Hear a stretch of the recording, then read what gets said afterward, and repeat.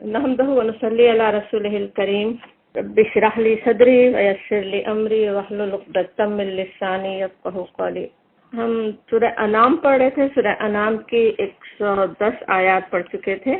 8वां सिपारा हम शुरू कर रहे हैं। आयत नंबर 111 सूरह अनाम की 111।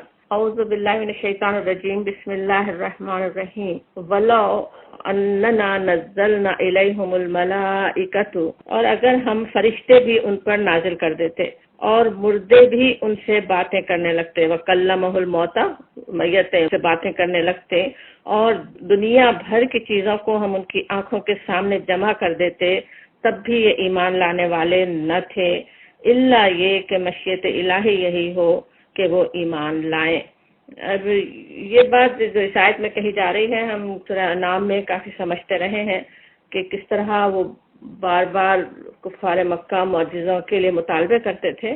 मुसलमानों का भी दिल ये चाहता है कि कोई मौजिज़ा आ ही जाए तो शायद ये मुसलमान ही हो जाए। तो यहाँ उन्हें भी एक तो इत्मीनान दिलाया जा रहा है मुसलमानों को कि वो उससे ईमान लाने वाले नहीं। उधर कुफ़ार को भी मायूस किया जा रहा है कि मौजिज़ा आने वाला नहीं। और यहाँ हमें भी एक बात बताई जा रही है, आज भी मुसलमानों को होता है कि उनका दिल चाहता है कोई बस ऐसा मौजिज़ा सामने आ जाए, कोई नज़र ना आ रहा हो तो इधर उधर से कहीं ना कहीं से कोई मौजिज़ा तलाश कर ले, पे यूट्यूब पे वीडियो बना के डाल दे कि बस इसको देखो और मुसलमान हो जाओगे। वो देखो बादलों में अल्लाह लिखा हुआ है, वो मोहम्मद लिखा हुआ है। तो ये मौजिज़ों से ईमान नहीं लाने वाले। अल्लाह ताला ने किताब नाजिल की और जिस दौर में ये नाजिल हुई, अल्लाह ताला को पता था इंसान का इल्म कितना बढ़ने वाला है, कि कैसी कैसी वो तरक्की करने वाले हैं। इस इल्म के जरिए से ही, अपने समझ से, अपने जहन से ही ईमान लाने वाले थे जो ईमान लाएं। और वही चीज़ आज हम यानी ईमान लाने के लिए मुआविन हो सकती है। सूरह नाम में हम पीछे देख रहे थे, कई जगह नबी सल्लल्लाहु अलैहि वसल्लम से जैसे कहा गया कि इसके जरिए आप खबरदार करें, उनदिरा बिही, इस किताब के जरिए खबरदार करें। ये फरिश्ते तो अगर आ भी जाए, इतना बड़ा मौजिज़ा उनको दिखा दिया जाए, सामने फरिश्ते नजर आए, मुर्दे बात करने लग जाए, तब भी अल्लाह ताला फरमाते हैं कि जिसको ईमान नहीं लाना है वो तो फिर भी नहीं लाता, वो तो फिर भी नहीं लाते। और ये कि जो अक्सर उनमें से है ही जाहिल, तय किया हुआ है कि ईमान नहीं लाना है, वो नहीं ईमान लाएंगे। वलाकिन यजहलून जो कहा जा रहा है, अक्सर नादानी की बात, वो नादानी की बातें करते हैं, जहालत की बातें कर रहे हैं, बस जज्बाती हो रहे हैं। और कज़ालिका जअलना लिकुल्लि नबिय्यिन अदुव्वन शयातीन अल इंसी वल जिन्नी, और हमने तो इसी तरह शैतान इंसानों और शैतान जिनों को हर नबी का दुश्मन बनाया है, जो एक दूसरे पर खुश आइंद बातें धोखे और फरेब के तौर पर इल्का करते हैं। यूं ही बादुहुम इला बादिन ज़ुखरुफल कौली आता है। ज़ुखरुफ कैसा होता है? जैसे मुलम्मा चढ़ी हुई बातें, सोने को भी कहते हैं ना ज़ुखरुफ, मुलम्मा चढ़ा हुआ हो, बस उस तरह की बातें करते हैं। बातें प्रोपेगेंडे जो बनाए जाते हैं, बड़ी खूबसूरत बातें बना के लोगों को बेवकूफ़ फूल बनाने की जो कोशिशें हो रही हो, वो ये कर रहे होते हैं। यहाँ पे शयातीन इंसी वल जिन्नी आता है, जिन भी और शैतानों में से भी शयातीन होते हैं, जो जिन्होंने अपने आप को शैतानों के हवाले कर दिया हो, खुद ही शैतान बन गए हो, वो एक दूसरे को बहकाने के लिए बस ऐसी ही बातें कर रहे होते हैं। बिल्कुल वही बात थी मौजिज़ों का मांगना भी, कि बस लोगों को बेवकूफ़ बनाए कि देखो ये अल्लाह के नबी हैं और मौजिज़े तो लेकर नहीं आ रहे हैं। अब अगर तुम्हारे रब की मशीयत ये होती कि ऐसा ना करें तो वो कभी ना करते। अब अल्लाह ताला की मशीयत किस लिए थी? अल्लाह ताला ने इख्तियार देकर लोग इंसानों को पैदा किया था, अकल समझ सब कुछ दी थी, और उसके जरिए से ईमान लाना था। बस तुम इन्हें इनके हाल पर छोड़ दो कि वो अपनी इफ्तरा पर्दाजियां करते रहें, ऐसी बातें वो बनाते रहे, उनको तुम छोड़ दो उनके हाल पे। ये सब कुछ हम उन्हें इसलिए करने दे रहे हैं कि जो लोग आखिरत पर ईमान नहीं रखते, उनके दिल उसकी तरफ मायल हो, इस खुशनुमा धोखे की तरफ मायल हो, और वो उससे राजी हो जाएं और उन बुराइयों का इक्तिसाब करें जिनका वो इक्तिसाब करना चाहते हैं। अब ये अल्लाह ताला की मशीयत जो कहा जाता है, हम जहन में अच्छी तरह रहे, शैतान हमें बहकाने ना पाए। अल्लाह ताला नहीं चाहता इंसानों को के बहके। अल्लाह ताला तो हिदायत देने के कई तरह से इंतजाम बंदों के लिए करता है, लेकिन अल्लाह की मशीयत जो है, इंसानों को जिस तरह पैदा किया गया, जिस इम्तिहान के लिए पैदा किया गया है, उसके लिए बताया जा रहा है कि अल्लाह ने तो आज़ादी दी है उनको, जिस तरह वो बढ़ना चाहे अल्लाह ताला उसी तरफ उनकी रहनुमाई कर देता है। फिर जब हाल ये है तो क्या मैं अल्लाह के सिवा कोई और फैसला करने वाला तलाश करूं? ये गोया नबी सल्लल्लाहु अलैहि वसल्लम की ज़बान से कहलवाया जा रहा हो। बात असल में ये है, अल्लाह ताला का फैसला ये है, और मैं कोई और फैसला करने वाला कैसे तलाश कर सकता हूँ? हालांकि उसने पूरी तफसील के साथ تمہاری طرف کتاب نازل کر دی ہے. کتنا بڑا معجزہ ہے. کتاب مفصلہ ہے، بالکل اچھی طرح کھول کھول کے بتا دینے والی، ایک ایک چیز کو، حق اور باطل کا فرق واضح کر دینے والی، ایک ایک حقیقت کو کھولنے والی، کتنے معجزے دکھانے والی، کتنی نشانیاں دکھانے والی یہ کتاب موجود ہے. جن لوگوں کو ہم نے تم سے پہلے کتاب دی تھی وہ جانتے ہیں کہ یہ کتاب تمہارے رب ہی کی طرف سے حق کے ساتھ نازل ہوئی ہے، لہٰذا تم شک کرنے والوں میں شامل نہ ہو. جو پچھلے والے کتاب میں سے جو مسلمان ہوئے وہ بھی اتنی بڑی ایک نشانی تمہارے سامنے موجود ہے. وہ جو کتاب کو جاننے والے تھے وہ ایمان لے آئے. تمہارے رب کی بات سچائی اور انصاف کے اعتبار سے کامل ہے. وَتَمَّتْ کلمۃ ربک صدقا وعدلا. اللہ تعالیٰ کی بات تو ایسی ہے، اس کتاب کو دیکھیں تو سمجھ میں آ جائے کہ کس طرح بالکل سچائی اور انصاف کے اعتبار سے بالکل کامل، بالکل مکمل سچائی، اور یہ کہ لا مبدل لکلماتہ، اور کوئی اس کے فرمان کو تبدیل کرنے والا نہیں ہے. اللہ تعالیٰ نے جو فیصلہ کر دیا وہ اسی طرح سے ضرور ہی اس پہ عمل ہونے ہی والا ہے. کوئی اس کے کلمات کو تبدیل نہیں کر سکتا. اللہ تعالیٰ نے طے کر دیا تھا کہ جس طرح کے وہ معجزے مانگنے نہیں دیے جائیں گے وہ نہیں دیے گئے. ان کو کس طرح ایمان لانا تھا اسی طرح سے وہ ایمان لائے. وَهُوَ السَّمِيعُ الْعَلِيمُ. وہ سب کچھ سنتا اور جانتا ہے. اللہ کو پتا تھا، تو اللہ تعالیٰ سب سننے اور جاننے والا تھا. کون سی چیز ان کے لیے فائدہ مند ہے وہ اللہ کو پتا تھا. اور اگر تم ان لوگوں کی اکثریت کے کہنے پر چلو، ان تو آتا ہے نا کہ اگر تم اطاعت کرو واحد کے سہرے میں، تو نبی صلی اللہ علیہ وسلم سے خطاب سمجھا جاتا ہے. لیکن جیسا ہم نے سورہ انعام شروع کرتے وقت سمجھا تھا، مکی صورتوں میں خطاب اکثر اسی طرح سے ہمیں ملے گا. یا ایھا الذین آمنو کا خطاب نہیں ہوگا، کبھی کہیں یا ایھا الناس ہو سکتا ہے، یا پھر نبی صلی اللہ علیہ وسلم سے خطاب، آپ کے ذریعے سے تمام مسلمانوں کے ہر فرد سے خطاب. تو یہ اسی طرح سے یہاں پہ کہا جا رہا ہے کہ وَإِن تُطِعْ، اگر تم اطاعت کرو. یہ بات ہمارے لیے بھی اسی طرح ہی ہے. اگر تم اطاعت کرو اکثر من فی الارض، لوگوں کی اکثریت کے کہنے پر چلو. لوگ اب اکثریت چاہے بہک رہی ہو، اکثریت تو کیسے کیسے تم سے الٹے الٹے مطالبے کر رہی ہو، اکثریت اللہ تعالیٰ کی بندگی کے خلاف جا رہی ہو، اگر تم ان کی اطاعت کرو، اگر تم نے ان کی بات مانی، تو کیا ہوگا کہ وہ تمہیں اللہ کے راستے سے بھٹکا دیں گے. وہ تو محض گمان پر چلتے اور قیاس آرائیاں کرتے ہیں. یتبعون الا الظن، صرف ظن، اپنی تھیوریز خود بنائی ہوئی ہے اور اس تھیوریز کے لیے پھر پروف ڈھونڈ لیں اور پھر اس کو ثابت کرنے کی کوشش کر دیں. وہ ان کا دین ہے، ورنہ کچھ انہیں حقیقت کا تو پتہ ہی نہیں ہے. فَإِنْهُمْ إِلَّا يَخْرُصُونَ، کس طرح بس جیسے کوئی اندھیرے میں تیر چلا رہا ہو، صرف قیاس آرائیاں کر رہے ہیں، صرف سوچ رہے ہیں کہ شاید یہ بات ایسی اور ایسی ہوگی. در حقیقت تمہارا رب زیادہ بہتر جانتا ہے. ہوا عالم، سب سے زیادہ وہ جاننے والا ہے کہ کون اس کے راستے سے ہٹا ہوا ہے اور کون سیدھی راہ پر ہے. وَهُوَ أَعْلَمُ بِالْمُهْتَدِينَ، وہی ہدایت یافتہ لوگوں کو بھی جاننے والا ہے، اسے پتہ ہے کون ہدایت پر ہے.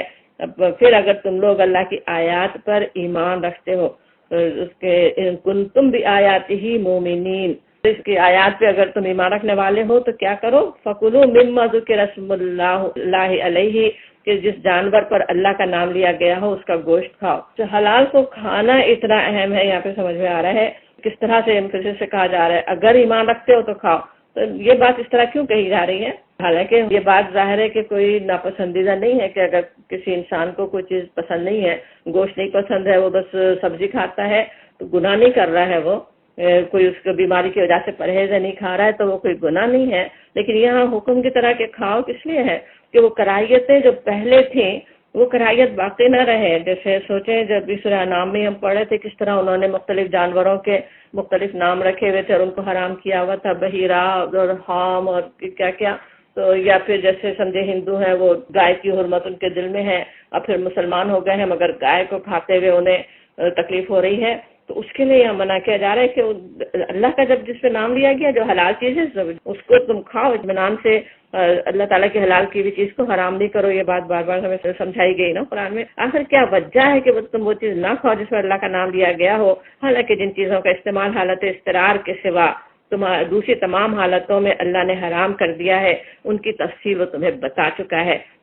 سورہ نام خود مکی سورہ ہے مگر آخری دور کی، تو اس سے پہلے سورہ نحل اس سے پہلے نازل ہوئی جو ہم آگے پڑھیں گے، اس میں بھی تفصیل آ چکی تھی کہ کون کون سی چیزیں حرام ہیں. بتا دیا اللہ تعالیٰ نے بس یہ اور یہ اور یہ چیزیں حرام ہیں. انہیں بھی اگر کوئی بہت بڑی مجبوری ہو، جان پہ بنی ہو تو کھا سکتے ہو، بس صرف ان سے بچو، حلال چیزوں سے مت پرہیز کرو. حلال کو حرام مت بنا دو. بکثرت لوگوں کا حال یہ ہے کہ علم کے بغیر محض اپنی خواہشات کی بنا پر گمراہ کن باتیں کرتے ہیں، اپنی خواہشات پہ اس کو دین میں شامل کر دیتے ہیں. ان حد سے گزرنے والوں کو یہ اللہ خوب جانتا ہے. عالموں کا قصہ بار بار آ رہا ہے نا، ہوا عالم من یضل عن سبیلہ، وہی سب سے زیادہ جانتا ہے کون راستے سے ہٹا ہوا ہے، کون معتدین میں سے ہے. اب یہاں آتا ہوا عالم بالمعتدین، جو حد سے نکلنے والے ہیں، جو حد سے تجاوز کریں. سب کا معاملہ سمجھ میں آتا نہیں. ہوا عالم کہنے سے جو اصل بات سمجھ میں آ رہی ہے، ہر انسان کا معاملہ اللہ کے ساتھ ہے. ہر ایک کو اللہ تعالیٰ جانتا ہے کون گمراہی پہ ہے کون نہیں ہے، کون حد سے نکل رہا ہے کون حد کے اندر ہے. وہ سب کچھ اللہ تعالیٰ جانتا ہے. اس سے ڈرو، اس سے تقویٰ ہو، اس کے لیے اپنے آپ کو بچاؤ. اور پھر بہترین نصیحت ایک اور ہو رہی ہے، وَذَرُوا ظَاهِرَ الْإِثْمِ وَالْبَاطِنَهُ، تم کھلے گناہوں سے بھی بچو اور چھپے گناہوں سے بھی. کھلے اور چھپے ہر طرح کے گناہ سے بچو. اسم ویسے ہے نا، اسم اصل میں گناہ ہوتا ہے جس کو انسان کا دل جان رہا ہے کہ وہ غلط کام ہے. آسم ایسی آدمی کو کہتے ہیں جسے تیز چلنا آتا ہو پھر بھی آہستہ چل رہی ہو. تو اس میں جو آپ جانتے پوچھتے پتہ ہے یہ گناہ کی چیز ہے، یہ اللہ کو ناراض کرنے والی چیز ہے، اور وہ کریں، اور اس سے کہا جاتا ہے بچو، ظاہر میں بھی اور باطن میں بھی. ظاہر اور باطن کئی طرح سے ہو جاتا ہے کہ ایک تو یہ کہ یہی ہر گناہ ہی ایک تو اعلان کرنا یا چوری چھپے کرنا یا الگ سے کرنا کسی کو پتہ نہ چلے، وہ ظاہر و باطن ہو گیا. اس کے علاوہ کچھ گناہ ہیں جو ظاہری طور پہ نظر آتے ہیں، کچھ گناہ ہیں جو نظر نہیں آتے، اپنے انسان کو خود اپنے ہی پتہ ہے. سوچے نگاہ ہی کہاں سے کہاں بھٹک رہی ہو، کہاں بہک رہی ہو، کیا اس کی وجہ سے دل میں برے خیالات آ رہے ہوں، وہ سب صرف اور صرف اللہ تعالیٰ جانتا ہے نا. کوئی اور کیا جان سکتا ہے، کسی اور کو کیا پتہ ہے. کسی کے لیے دل میں حسد اور بغض پالا ہوا ہو، زبان سے تو اتنی میٹھی بات کر رہے ہیں، کسی کو کوئی اندازہ نہیں ہے کہ کیا حسد اور بغض ہے، تو وہ کیا چھپا ہوا گناہ ہے نا. تو ان سب سے بھی بچنے کی بات ہوتی ہے کہ ضرور بچو، اس سے اپنے آپ کو بچاؤ. جو لوگ گناہ کا اکتساب کرتے ہیں، ان الذین یکسبون الاثم سیجزون بما کانوا یقترفون، ان کو ضرور بدلہ ملے گا. جو کچھ وہ کمائی کر رہے ہیں اس کا وہ بدلہ پا کر رہیں گے. اور جس جانور کو اللہ کا نام لے کر ذبح نہ کیا گیا ہو اس کا گوشت نہ کھاؤ. ہم کس کا نہیں کھاؤ؟ حرام کیا ہے؟ جس میں اللہ کا نام نہیں لیا گیا ہو کی ہے. یہ بات یاد رکھنے کی ہے. کون سی چیز ہمارے لیے حلال ہے؟ اللہ کا نام لیا جانا لازمی ہے. تو اس کو ذبح کرتے وقت کی بات ہی ہو رہی ہے نا، کہ اس کو اگر اللہ کا نام لے کے ذبح نہیں کیا گیا، بغیر اللہ کا نام لیے بس ذبح کر دیا گیا ہو، تو کہا جا رہا ہے مت کھاؤ، ولا تاکلوا. ایسا کرنا فسق ہے. شیاطین اپنے ساتھیوں کے دلوں میں شکوک و اعتراضات القاء کرتے ہیں. لیوحون، کیسے وحی کرتے ہیں دلوں میں، ان کے وسوسے اور خیال آئے، غلط سلط شکوک اور اعتراضات دل میں ڈال دے. کیسی کیسی باتیں بنا سکتے نا شیاطین. اچھا وہ ایک زبان سے ایک لفظ بولنے سے کیا فرق پڑ رہا ہے؟ خون تو ہم نے بہا دیا. اور اس طرح کی کتنی ہی باتیں ہیں جو شیاطین سکھا سکتے ہیں اپنے ساتھیوں کے دلوں میں. ان کے ساتھی کون ہیں؟ وہ انسانوں میں سے. ان کے دلوں پہ وہ القاء کرتے ہیں، اور وہ دوسرے انسان اس طرح کی باتیں کرتے ہیں تاکہ وہ تم سے جھگڑا کریں. لیکن اگر تم نے ان کی اطاعت قبول کر لی، اطاعت کیا ہے، ان کے پریشر میں آ گئے، ان کی بات مان لی، تو کہا جا رہا ہے کہ تم مشرک ہو گئے. اور شرک کی بات ہم پورے سورہ نام میں بھی اور قرآن میں ویسے ہی ہم سمجھتے ہی آ رہے ہیں. شرک سے بچنے کی بات ابھی آگے بھی بار بار آتی رہے گی. یہاں ہمیں سمجھ میں آتا ہے شرک میں کیا کچھ شامل ہے. اب یہاں کیا سمجھ میں آ رہا ہے؟ شیاطین جو ہیں وہ دلوں میں ڈال رہے ہیں کچھ انسانوں کے، اور وہ انسان آ کے ہم سے کچھ بات کر رہے ہیں، ہم پر کچھ پریشر ڈال رہے ہیں، ہمیں چاہے محبت سے ہی بلا رہے ہو یا خیر خواہی سے کسی برائی کی طرف بلا رہے ہوں، یا پریشر ڈال کے بلا رہے ہوں، یا مذاق اڑا کے ہمیں مجبور کر رہے ہوں. جس طرح سے بھی ہو، اگر تم ان کی بات مان لی، وہ جو چاہتے ہیں وہ کام ہم کرنے لگے، تو یہاں اللہ تعالیٰ فرماتا ہے انکم لمشرکون. فزکس کے لیے ہوتا ہے نا، جیسے ضرور تو مشرکین میں سے.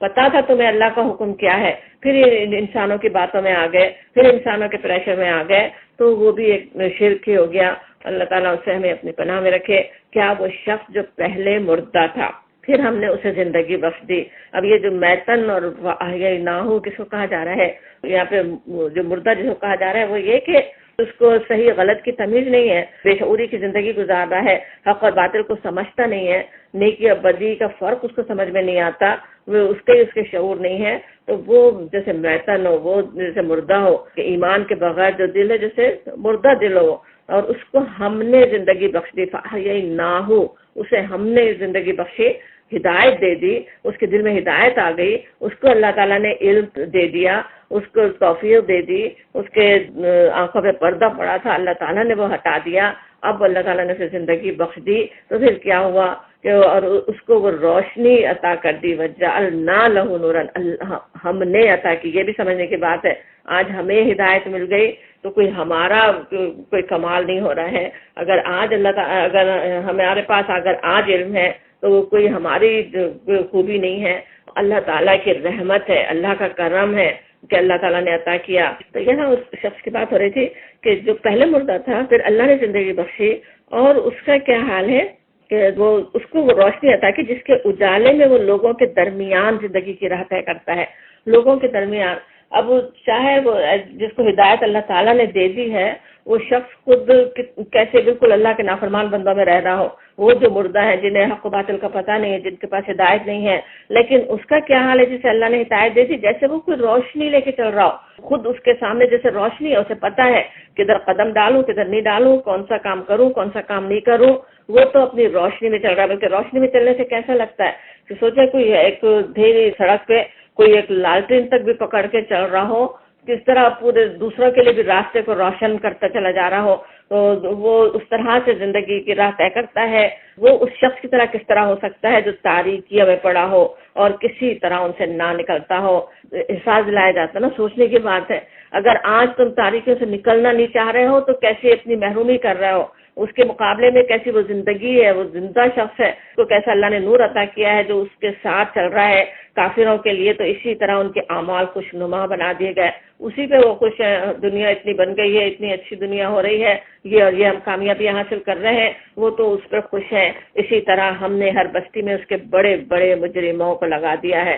اکابر جو بنے ہوئے ہوتے، ایلیٹ بنے ہوئے ہیں، پورے لوگوں سب پہ حکومت کر رہے ہیں، لیکن بڑے مجرم ہیں کہ وہ وہاں اپنے مکر و فریب کا جال پھیلائیں. یہ مکر و فریب کا جال پھیلنا آج کی بات نہیں، ہمیشہ سے کوششیں رہی. کچھ انسان اپنے دماغ کو اس کے لیے استعمال کر رہا ہوتا ہے، دوسروں کے وسائل کو خود کیسے قبضہ کریں، کس طرح سے دوسروں کے کو تنگ کر کے خود اپنی زندگی اچھی بنائے.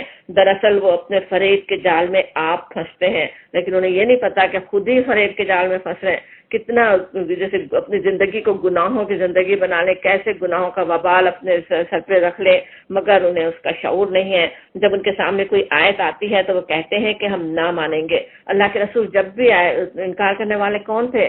بڑے بڑے سردار جو جن کی خود دنیا بنی ہوئی ہے اور ان کو پتہ ہے کہ جیسے ہی ہم نے رسول کی بات مانی یہ دنیا ہاتھ سے نکل جائے گی، تو وہ سب سے پہلے وہ کہتے ہیں کہ ہم نہ مانیں گے جب تک کہ وہ چیز خود ہم کو نہ دی جائے جو اللہ کے رسولوں کو دی گئی ہے. ہم پہلے اکابر ہیں، ہم پہلے ہمارا مقام ایک اسٹیٹس ہے اپنی بستی میں، نبوت بھی ہم کو ہی ملنی چاہیے. بالکل یہی بات قریش کے سردار بھی کہتے تھے نا. اللہ تعالیٰ فرماتا ہے کہ اللہ زیادہ بہتر جانتا ہے کہ اپنی پیغام بری کا کام کس سے لے اور کس طرح لے. قریب ہے وہ وقت جب یہ مجرم اپنی مکاریوں کے پاداش میں اللہ کے ہاں ذلت اور سخت عذاب سے دو چار ہوں گے. اپنے آپ کو انہوں نے بڑا اکابر سمجھا ہوا ہے اور وہ اللہ کے نزدیک صغار عند اللہ ہے، وہ اللہ کے نزدیک بالکل چھوٹے حقیر ہیں. ان کے لیے اللہ نے کیسا ذلت کا عذاب رکھا ہوا ہے، سخت عذاب سے وہ دو چار ہوں گے. پس یہ حقیقت ہے کہ جسے اللہ ہدایت بخشنے کا ارادہ کرتا ہے اس کا سینہ اسلام کے لیے کھول دیتا ہے. وَمَن يُرِدِ اللَّهُ أَن يَهْدِيَهُ يَشْرَحْ صَدْرَهُ لِلْإِسْلَامِ، اسلام کے لیے اس کا سینہ کھل جاتا ہے. شرح صدر ہونا کیا ہوتا ہے؟ بالکل وہی بات جیسے ابھی ہم سمجھ رہے تھے نا کہ اللہ تعالیٰ نے جیسے پردہ آنکھوں سے ہٹا دیا. ایک پردہ سا پڑا ہو، ابھی تو بڑا مشکل لگ رہا ہو دین پر چلنا، دین کی بات سننا، لیکن جب شرح صدر آ جائے، دل میں ہی اطمینان آ جائے، ہر بات سمجھ میں آنے لگ جائے، حق کی بات دل میں سیدھا اتر جائے، تو وہ اللہ تعالیٰ کی کیسی بڑی رحمت ہے نا، بڑی یعنی نعمت سمجھنا چاہیے کہ وہ اللہ تعالیٰ سینہ اسلام کے لیے کھول دے اور جس سے گمراہی میں ڈالنے کا ارادہ کرتا ہے اس کے سینے کو تنگ کر دیتا ہے اور ایسا بھیجتا ہے کہ اس اسلام کا تصور کر کے اسے یوں معلوم ہونے لگتا ہے گویا اس کی روح آسمان کی طرف پرواز کر رہی ہے. یصعد فی السماء، آسمان کی طرف چڑھ رہا ہے تو کیا ہوتا ہے، جیسے سانس رکنے لگتی ہے نا، اوپر پہاڑوں پہ بھی جائے تو کیسی تھن ایئر ہو جاتی ہے، سانس ہی نہیں آتی. اس کا حال یہ ہو جاتا ہے اسلام پہ چلنے سے، اس کی جیسے سانس بھیج رہی ہے اس کا یہ حال ہوتا ہے. اصل حال اس کا ہوتا ہے اللہ تعالیٰ کر دیتا ہے تو کہا جاتا ہے، لیکن اللہ تعالیٰ کی مشیت سے ہی کیونکہ ہر کام ہوتے ہیں اس لیے کہا جاتا ہے کہ جس طرح سمجھے آگ میں اگر آپ ہاتھ ڈالیں ہاتھ جل جائے گا، آپ نے ڈالا تھا ہاتھ جلا، لیکن اللہ تعالیٰ اگر اس بات کو بیان کرے تو کس طرح فرمائے گا؟ میں نے اس کا ہاتھ جلا دیا، کیونکہ اللہ نے آگ میں جلنے کی صلاحیت رکھی تھی. تو بالکل اسی طرح کی یہ بھی بات ہے. اور اسی طرح اللہ ناپاکی ان لوگوں پر مسلط کر دیتا ہے جو ایمان نہیں لاتے. وَهَذَا صِرَاطُ رَبِّكَ مُسْتَقِيمًا، حالانکہ یہ راستہ تمہارے رب کا سیدھا راستہ ہے، اور اس کے نشانات ان لوگوں کے لیے واضح کر دیے. فصلنا الآیات، کھول کھول کے اللہ نے بیان کر دی آیات. لِقَوْمٍ يَذَّكَّرُونَ، کہ اس کے لیے جو نصیحت قبول کرنا چاہتے ہیں، جو نصیحت قبول کرنے کا جس میں ہو، قبول کرنا چاہے، جس میں طلب ہو، اللہ تعالیٰ اس کے لیے واضح کر دیتا ہے، اسے سمجھ میں آنے لگتی ہے بات. لہم دار السلام عند ربہم، ان کے لیے اللہ کے پاس سلامتی کا گھر ہے. چاہتے ہیں دنیا ہی سلامت رہے، دنیا ہاتھ سے نہ نکلے، اور وہ دار السلام کو خطرے میں اپنے ڈال دیتے ہیں. وہ جو ہدایت لے لیں، جو نصیحت والے، ان کے لیے اللہ کے پاس ہے دار السلام. وَهُوَ وَلِيُّهُمْ، اور کتنی بڑی خوشخبری، اللہ ان کا ولی ہے، اللہ ان کا دوست، ان کا سرپرست ہے. اور کس لیے ہے؟ بِمَا كَانُوا يَعْمَلُونَ، جو انہوں نے عمل کیے. یہ بھی سمجھ میں آتا ہے یہ ساری رحمتیں عمل ہی کی بنا پہ، ہر چیز عمل کی وجہ سے. یہ نیک عمل کیے تو ان کے لیے یہ کچھ اللہ تعالیٰ نے رکھا ہوا ہے. جس روز اللہ ان سب لوگوں کو گھیر کر جمع کرے گا، اس روز وہ جنوں سے خطاب کر کے فرمائے گا، اے گروہ جن، یا معاشر الجن، تم نے تو نو انسانی پر خوب ہاتھ صاف کیا، یعنی خوب بہکایا. انسانوں میں سے جو ان کے رفیق تھے وہ عرض کریں گے، پروردگار ہم میں سے ہر ایک نے دوسرے کو خوب استعمال کیا. ابھی اللہ تعالیٰ نے انسانوں کو خطاب ہی نہیں کیا، اور وہ خود ہی آگے بڑھ کے جیسے کوئی معذرت پیش کرنے کے لیے پہلے سے کہہ رہے ہوں. اور بات یہ بھی تھی کہ سچ مچ استعمال کیا بھی. کتنے ہی لوگ انسان ایسے بھی ہیں نا جو جنوں سے کام لے رہے ہوتے ہیں برائیاں کرنے کے لیے، وہ کہیں گے کہ ہم نے ایک دوسرے کو خوب استعمال کیا، اور اب ہم اس وقت پر آ پہنچے ہیں جو تو نے ہمارے لیے مقرر کر دیا ہے. اللہ فرمائے گا اچھا اب آگ تمہارا ٹھکانہ ہے، خالدین فیہا الا ما شاء اللہ، اسی میں تم ہمیشہ رہو گے، اور اس سے صرف وہی بچیں گے جنہیں اللہ بچانا چاہے. ان ربک حکیم علیم، اللہ حکمت والا بھی ہے، علم والا بھی ہے. اپنے علم کی بنا پہ کون اس قابل تھا کہ گناہ ہو بھی گئے لیکن پھر بھی وہ بچنے کے قابل ہے، وہ اللہ تعالیٰ ہی جانتا ہے نا. دیکھو اس طرح ہم ظالموں کو ایک دوسرے کا ساتھی بنائیں گے آخرت میں، اس کمائی کی وجہ سے جو دنیا میں وہ ایک دوسرے کے ساتھ مل کر کرتے تھے. دنیا میں جس کے ساتھ رہے، جس سے محبتیں تھی، جس کی باتیں سنی، جس کے پیچھے چلے، وہاں بھی انجام ویسا ہی ہونا ہے. انسان آج ہی سوچ لے کس سے محبتیں ہیں، کن کے ساتھ رہنا چاہتا ہے، وہاں آخرت میں جن کے ساتھ رہنا چاہتا ہے آج بھی ویسے ہی ساتھی بنا لے. اس موقع پر اللہ ان سے یہ بھی پوچھے گا کہ اے گروہ جن و انس، کیا تمہارے پاس تمہیں میں سے وہ پیغمبر نہیں آئے تھے جو تم کو میری آیات سناتے اور اس دن کے انجام سے ڈراتے تھے؟ اللہ تعالیٰ نے تو انتظام رکھا تھا دنیا میں. ایک رسول کی بات جب تک دنیا میں موجود رہتی ہے اس وقت تک سمجھے کہ اللہ کے رسول ان کے درمیان ہی ہے، اور جب بات بالکل بھول جائے تب اللہ تعالیٰ دوسرے رسول بھیجتا رہا. تو ان سے پوچھا جائے گا کہ تمہارے پاس نہیں آئے تھے، پیغمبر نہیں آئے تھے جو تم کو میری آیات سناتے اور اس دن کے انجام سے ڈراتے؟ وہ کہیں گے ہاں ہم اپنے خلاف خود گواہی دیتے ہیں. خود جانتے تھے ہدایت تو پہنچی تھی کسی نہ کسی طرح، لیکن ہم خود ہی اپنے خلاف آج گواہی دے رہے ہیں. آج دنیا کی زندگی نے ان لوگوں کو دھوکے میں ڈال رکھا ہے. یہ سارا دھوکا ہے جس میں انسان مبتلا ہے، مگر اس وقت وہ خود اپنے خلاف گواہی دیں گے کہ وہ کافر تھے. شہادت جو وہ لی جا رہی ہے وہاں پہ پوچھا جا رہا ہے، ان سے ہی پوچھا جا رہا ہے، تو وہ خود کہیں گے ہم اپنے خلاف گواہی دیتے. وہ کیوں ہو رہی ہے؟ کیونکہ تمہارا رب بستیوں کو ظلم کے ساتھ تباہ کرنے والا نہ تھا. اللہ تعالیٰ ظلم کے ساتھ نہیں تباہ کرنے والا، ہدایت دے کر اس کے بعد جب وہ نافرمانی کرتے ہیں تب ان پہ عذاب آئے. فرعون کا سوچے، حضرت موسیٰ علیہ السلام کے آنے سے پہلے ہی اس کو اللہ تعالیٰ چاہے تو غرق کر سکتا تھا، تباہ کر سکتا تھا، لیکن نہیں، پہلے ہدایت پہنچانے کا، پوری طرح پہنچانے کا، کتنے معجزے دکھانے کا انتظام کیا گیا. اس پر بھی جب نہیں مانا تب اس کی تباہی ہوئی. بالکل وہی بات یہاں کہی جا رہی ہے، جب لوگ حقیقت سے ناواقف ہوں، وہ اہلھا غافل ہوں تب عذاب نہیں آتے. ہدایت پہلے پہنچائی جاتی. ہر شخص کا درجہ اس عمل کے لحاظ سے، اس کے عمل کے لحاظ سے ہے. وَلِكُلِّ دَرَجَاتٌ مِّمَّا عَمِلُوا، ہر ایک کا درجہ، کدھر جنت میں درجے بلند ہونے ہیں کہ وہ جہنم کے درک ہونے ہیں. ہر چیز ڈیپینڈ عمل پہ، عمل پہ سب اس کا انحصار ہے.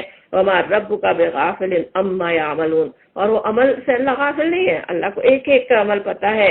وَرَبُّكَ الْغَنِيُّ ذُو الرَّحْمَةِ، تمہارا رب بے نیاز ہے. اللہ کو ضرورت نہیں ہے تمہاری فرمانبرداری کی، اللہ کو ضرورت نہیں ہے تمہارے اسلام اور تمہارے ایمان کی. اللہ تعالیٰ تو بے نیاز ہے. اللہ تعالیٰ پورے دنیا کے ہر شخص سب سے زیادہ پکے کافر کی طرح ہو جائے تب بھی اللہ تعالیٰ کی خدائی میں کچھ کمی نہیں ہونے والی ہے. سارے لوگ بالکل بہترین ایک مومن کی طرح ہو جائے تب بھی اللہ تعالیٰ کی خدائی میں کچھ اضافہ نہیں ہونے والا ہے. وہ تو الغنی ہے لیکن ذو الرحمہ ہے، وہ مہربانی اس کا شیوا ہے. اپنے رحمت کی بنا پہ اللہ تعالیٰ نے ہدایت کے ایسے انتظامات کیے اپنے بندوں کے لیے. اگر وہ چاہے تو تم لوگوں کو لے جائے اور دوسری جگہ جن لوگوں کو وہ چاہے لے آئے. ایک قوم کو ہٹا کے دوسری قوم کو وہ جب چاہے لا سکتا ہے. جس طرح اس نے تمہیں کچھ اور لوگوں کی نسل سے اٹھایا ہے، تم سے جس چیز کا وعدہ کیا جا رہا ہے وہ یقیناً آنے والی ہے، یعنی قیامت. اور تم اللہ کو عاجز کر دینے کی طاقت نہیں رکھتے. کہہ دو کل، جیسے نبی صلی اللہ علیہ وسلم سے کہا جا رہا ہو کہ آپ ان کو کہہ دیجئے، بتا دیجئے لوگوں کو، یا قومی، اے میری قوم، اعملوا علی مکانتکم، تم اپنی جگہ عمل کرتے رہو، میں بھی اپنی جگہ عمل کر رہا ہوں. ان قریب تمہیں معلوم ہو جائے گا کہ انجام کار کس کے حق میں بہتر ہے، عاقبت الدار کس کے لیے ہے، عاقبت کا گھر کس کے لیے ہے، تمہیں پتہ چل جائے گا. انہ لا یفلح الظالمون، ظالم کبھی فلاح نہیں پاتے، ظالموں کو فلاح نہیں ملتی. اگر ظلم کی روش پہ چلتے رہے ناکامی مقدر ہے تمہارے لیے. ان لوگوں نے اللہ کے لیے خود اسی کی پیدا کی ہوئی کھیتی اور مویشیوں میں سے ایک حصہ مقرر کیا ہے. اب کس طرح بہکے ہوئے تھے، کیا دین کو انہوں نے بنا دیا تھا، اس کی تھوڑی سی مثال بتائی جا رہی کہ خود ہی سے انہوں نے اپنی پیدا کی ہوئی کھیتی اور مویشیوں میں سے ایک حصہ مقرر کیا ہے اور کہتے ہیں یہ اللہ کے لیے ہے اور بزعم خود، اور یہ ہمارے ٹھہرائے ہوئے شریکوں کے لیے ہے. شریکوں کا بھی حصہ نکالتے. پھر جو حصہ اپنے ٹھہرائے ہوئے شریکوں کے لیے ہے وہ تو اللہ کو نہیں پہنچتا، مگر جو اللہ کے لیے وہ ان کی شریکوں کو پہنچ جاتا ہے. اس اللہ کے لیے بھی تھوڑا حالانکہ نکالتے ہیں، ادھر شریکوں کا ہے، لیکن ہوتا کیا ہے کہ بہانے سے وہ اللہ کا حصہ بھی شریکوں کے پاس چلا جاتا ہے. یہ شریکوں کا کچھ حصہ خراب نکل گیا، اچھا اب اللہ کے حصے میں سے ڈال دیا جائے. کوئی اور بات ہو گئی، کوئی اور بہانہ بنا کے پھر اللہ کا حصہ اس میں ڈال دے. سمجھ میں آتا ہے کہ اصل تو اپنی خواہشات کی پیروی ہوتی ہے نا. وہ جو شریکوں کے لیے حصہ ہے وہ کس کو جاتا ہے؟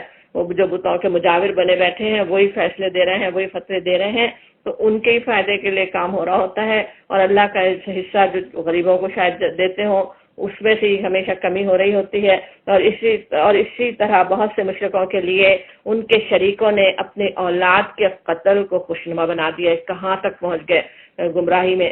اپنی ہی اولاد جس کے لیے اللہ نے اتنی محبت دلوں میں ڈالی ہوئی ہے کہ وہ ان کو اچھی طرح سے ان کی پرورش کریں، اس کو ان کے قتل کو خوشنما بن گیا ہے. جیسے کوئی ہم بہت غیور ہیں، اپنی بیٹی ہم کسی اور کو دینا نہیں چاہتے اس لیے ہم اس بیٹی کو قتل کر رہے ہیں، یا کوئی اور بھی کئی بہانے تھے قتل کرنے کے تاکہ ان کو ہلاکت میں مبتلا کرے. اصل تو شیاطین چاہتے ہیں نا انسان ہلاک ہو، ایک دوسرے کو ہلاک کرے اور ان کے دین کو مشتبہ بنا دیں. اگر اللہ چاہتا تو یہ ایسا نہ کرتے، لہٰذا انہیں چھوڑ دو کہ اپنی افطرا پردازیوں میں لگے رہیں.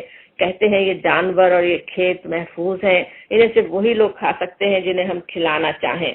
حالانکہ یہ پابندی بھی ان کی اپنی بنائی ہوئی ہے، خود ساختہ ہے. کچھ جانور ہیں جن پر سواری اور بار برداری حرام کر دی گئی، اور کچھ جانور ہیں جن پر اللہ کا نام نہیں لیتے.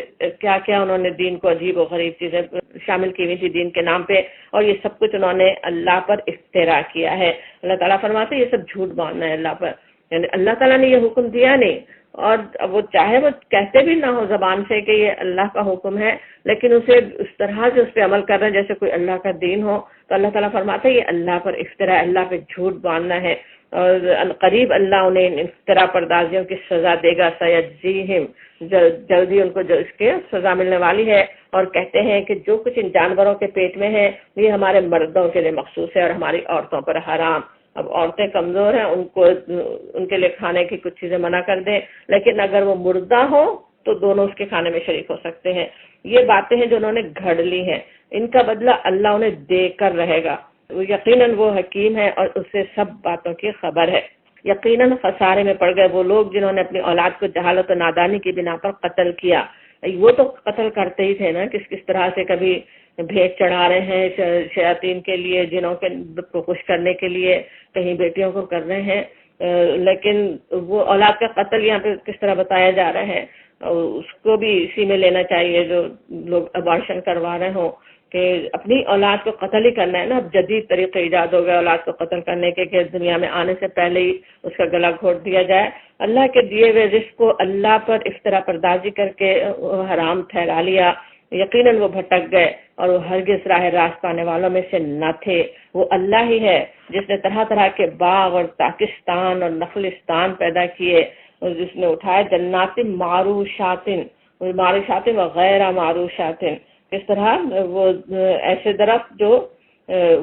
درخت بھی جن کی بیلیں اوپر چڑھائی جاتی ہیں، ایسی بھی جن کے جو درخت خود ہی اپنے تنوں پہ کھڑے ہوتے ہیں، اگائیں جن سے قسم قسم کے معقولات حاصل ہوتے ہیں، کھیتیاں اگائیں جن سے قسم قسم کے کھانے کی کتنی چیزیں انسان حاصل کرتا ہے، خود سے اس اور کیا کیا چیزیں بناتا ہے، پھر ان سے زیتون اور انار کے درخت پیدا کیے جن کے پھل صورت میں مشابہ اور مزے میں مختلف ہوتے ہیں، کھاؤ ان کی پیداوار جبکہ یہ پھلیں، اور اللہ کا حق ادا کرو جب ان کی فصل کاٹو، اور حد سے نہ گزرو کہ اللہ حد سے گزرنے والوں کو پسند نہیں کرتا۔ ولا تسرفو، اسراف نہیں کرو، زیادتی نہیں کرو، گناہ مت کرو۔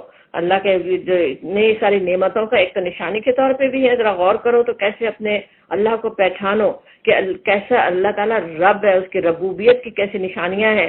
انسانوں کو جیسی ضرورت تھی اللہ نے کتنے بہترین طریقے سے اس کے لیے انتظامات دنیا میں کیے ہوئے ہیں، اور پھر یہ نعمتیں ہیں ان کے شکر کا جیسے حق ادا کرو اللہ کی فرما برداری کر کے۔ پھر وہی ہے جس نے مویشیوں میں سے وہ جانور بھی پیدا کیے جن سے سواری اور بار برداری کا کام لیا جاتا ہے، ایسے بھی جانور پیدا کیے، کیسے کیسے طاقتور جانور، بیل اور اونٹ وغیرہ، سوچیں اگر کیسی طاقت ہے، چاہے تو انسانوں کو کیا سے کیا وہ کر دے، لیکن اللہ تعالیٰ نے کس طرح ان کے لیے مسخر کر دیا ان کو، اور ان میں سے وہ بھی ہے جو کھانے اور بچھانے کے کام آتے ہیں۔ اصل میں تو لفظ ہے وَمِنَ الْأَنْعَامِ حَمُولَةً وَفَرْشًا، حمولہ جسے بار برداری اور فرشا بچھانے کے کام ہے، ان کی کھالیں بچھا رہے ہوں، ان کے گوشت کھا رہے ہوں۔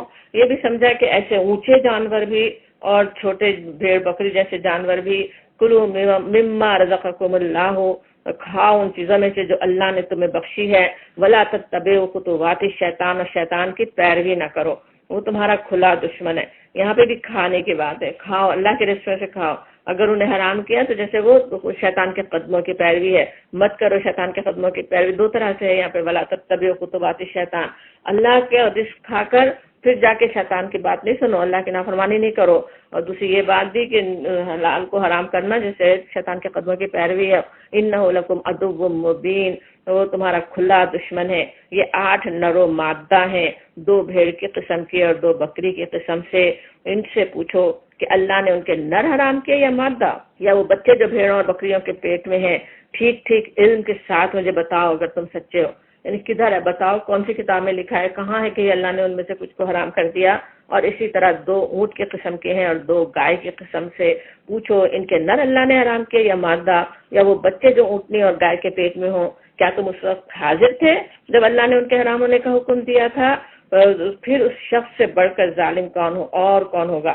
فمن ازلم ممن افترى علی اللہ کذبا، یہ فمن ازلم جس طرح کہا جاتا، پر اس سے بڑا ظالم کون ہوگا؟ کیا مطلب ہوتا؟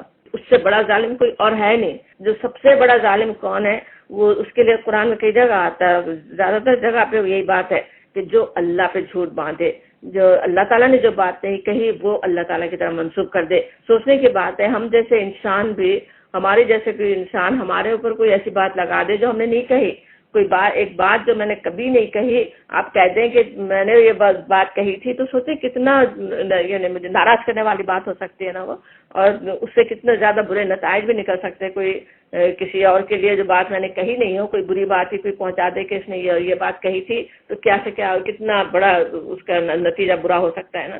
اب اللہ تعالیٰ پہ ایسی بات باندھنا تو اللہ تعالیٰ کو کتنا سخت ناپسند ہوگا، ذرا سوچنے کی بات ہے۔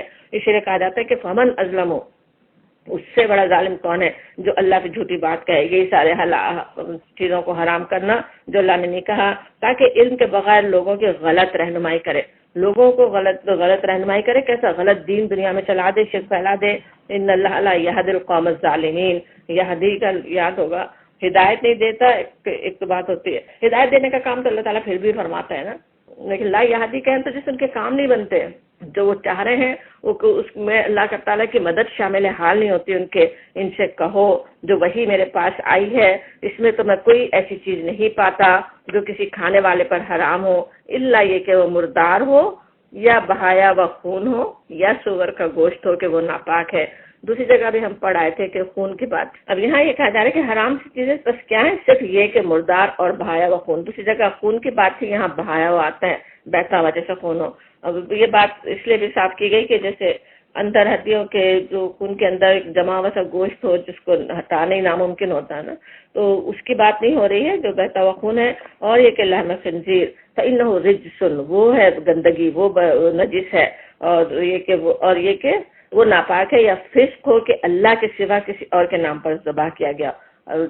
یہ چیزیں یا پھر جو حلال جانور بھی ہیں اگر ان پہ اللہ کا نام نہیں لیا گیا وہ بھی جیسے فسق ہو جائے گا، سوائے اس کے کہ فمن اضطر، کہ کوئی اضطرار کی حالت میں جبکہ اسے کوئی نافرمانی کا ارادہ نہیں رکھتا اور بغیر اس کے کہ وہ حد ضرورت سے تجاوز کرے. یہ بھی نہیں ہو کہ جان بچانے کے لیے جتنی ضرورت ہے اس سے زیادہ لے لے.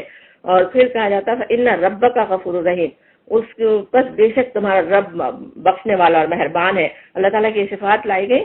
ایک تو رحیم ہے، تم سے ایک بالکل نجس چیز تمہیں کھانی پڑ رہی ہے لیکن اللہ تعالیٰ بخشنے والا ہے، رحیم ہے.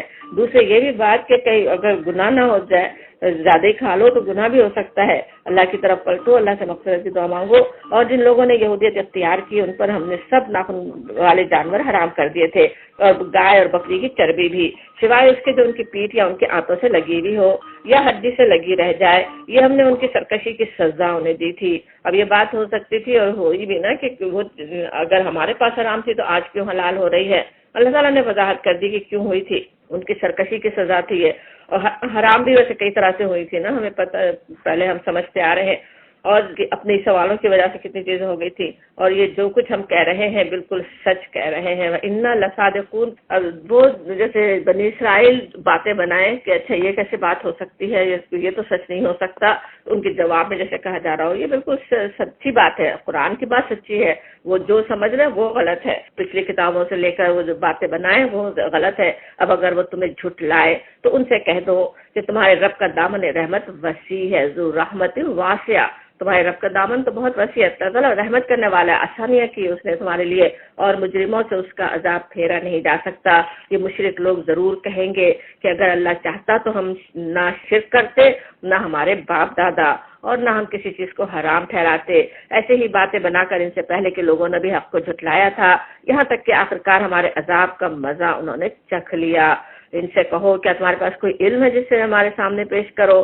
تم تو محض گمان پر چل رہے ہو اور نری قیاس آرائیاں کر رہے ہو. اب یہ بہانے کیسے ہوتے ہیں کہ اگر اللہ کے چاہنے کی وجہ سے ہم نے کیا، وہ یہ بہانے بنائیں گے. اللہ تعالیٰ فرما رہا ہے بالکل یہی بہانے انسان کو شیطان ہمیشہ بھی سکھاتا رہتا ہے نا، کہ میں کر ہی کیا سکتا تھا، میری قسمت ہی ایسی ہے، میں تو بنا ہوا ہی ایسا ہوں، میری طبیعت ہی غصے کی ہے، میرے اندر یہ چیز تو ہے ہی ہے، میری فطرت میں ہے، میں اور کیا کر سکتا ہوں. بالکل اللہ کی صریح نافرمانی کر رہے ہیں اور کہیں کہ وہ تو فطری چیز ہے، وہ تو میری فطرت میں ہے، میں بنائی اس طرح، میرے حالات ہی اس طرح سے تھے اور کچھ ہو ہی نہیں سکتا تھا. یہ سارے بہانے جیسے شیطان کے سکھائے ہوئے بہانے ہیں نا. ایسی باتیں پہلے بھی لوگ کرتے رہے، اللہ تعالیٰ فرما رہے ہیں، اور اس کا انجام کیا ہوا تھا کہ آخرکار ہمارے عذاب کا مزہ انہوں نے چکھ لیا. ان بہانوں سے عذاب سے تو نہیں بچ سکتے. اور یہ کہ ان سے کہو کیا تمہارے پاس کوئی علم ہے جسے ہمارے سامنے پیش کرو؟ تم تو محض گمان پر چل رہے ہو اور نری قیاس آرائیاں کر رہے ہو، جیسے پیچھے تھا نا وہ بالکل اسی طرح ہی نمتم الا تخرسون، بس اندھیرے میں تیر چلا رہے ہو، ایسی باتیں بنا رہے ہو. قل کہہ دیجئے، آپ کہیے فللہ الحجۃ البالغہ، اللہ کے پاس ہے حجت البالغہ، کہیں تو جیسے پہنچنے والی، بالکل سمجھ میں آنے والی. اللہ کے پاس تو وہ دلیل ہے، دلیل سے اللہ تعالیٰ یہاں پہ بات فرما رہا ہے. یہ جو مشرکین ہیں وہ کیا ہے، صرف ایسی اپنے قیاس آرائیاں کر رہے ہیں، ایسی گمان پہ باتیں کر رہے ہیں، ازیوم کر لی ہیں کچھ باتیں اور اس سے بنا رہے ہیں تھیوریز. بے شک اللہ اگر چاہتا تو تم سب کو ہدایت دے دیتا، یعنی فرشتوں کی طرح پیدا کر سکتا تھا، لیکن اللہ تعالیٰ نے اشرف المخلوقات پیدا کیا، ذہن اور دماغ سب کچھ دے کے پیدا کیا. اس سے کام لو. ان سے کہو لاؤ اپنے وہ گواہ جو اس بات کی شہادت دے کہ اللہ ہی نے ان چیزوں کو حرام کیا ہے. پھر وہ اگر شہادت دے دیں تو ان کے ساتھ تم شہادت نہ دینا، یعنی جھوٹ بولیں تو تم مت دینا شہادت. اور ہرگز ان لوگوں کے خواہشات کے پیچھے نہ چلنا. ولا تتبع اہواء الذین، یہ صرف نبی صلی اللہ علیہ وسلم سے نہیں کہا جا رہا، ہم سب سے کہا جا رہا ہے. جو ان کی اہوا ہے، جو ان کے خواہشات ہیں، جو کفار چاہتے ہیں کہ ہم ان کے لیے دین کو کیا سے کیا بنا لیں، وہ تم مت کرنا. جنہوں نے ہماری آیات کو، ان کے پیچھے مت چلنا جنہوں نے ہماری آیات کو جھٹلایا ہے اور جو آخرت کے منکر ہیں اور جو دوسروں کو اپنے رب کا ہمسر بناتے ہیں. صرف شرک کی بات نہیں ہو رہی، ہمسر بنانا. جو رب کا مقام ہے کسی اور کو دے دے. اللہ تعالیٰ کی بندگی ہونی چاہیے، دوسروں کی بندگی کر رہے ہو، دوسروں کے قانون پہ چل رہے ہو، دوسروں کی باتیں اس طرح مان رہے ہو. قل کہہ دو ان سے، تعالو آؤ، اس کے میں تمہیں سناؤں، اتلو میں تمہیں پڑھوں، تمہیں بتاؤں، ما حرم ربکم کہ تمہارے رب نے کیا پابندیاں عائد کی ہیں. تم نے جو دین بنایا وہ تو کیا پہلے بتایا گیا، ان کے پاس جو دین انہوں نے بنایا ہوا ہے وہ کیسا دین ہے. کوئی اللہ پہ افطرا باندھ رہے ہیں، کوئی اس کی حقیقت نہیں. اب اصل دین کیا ہے؟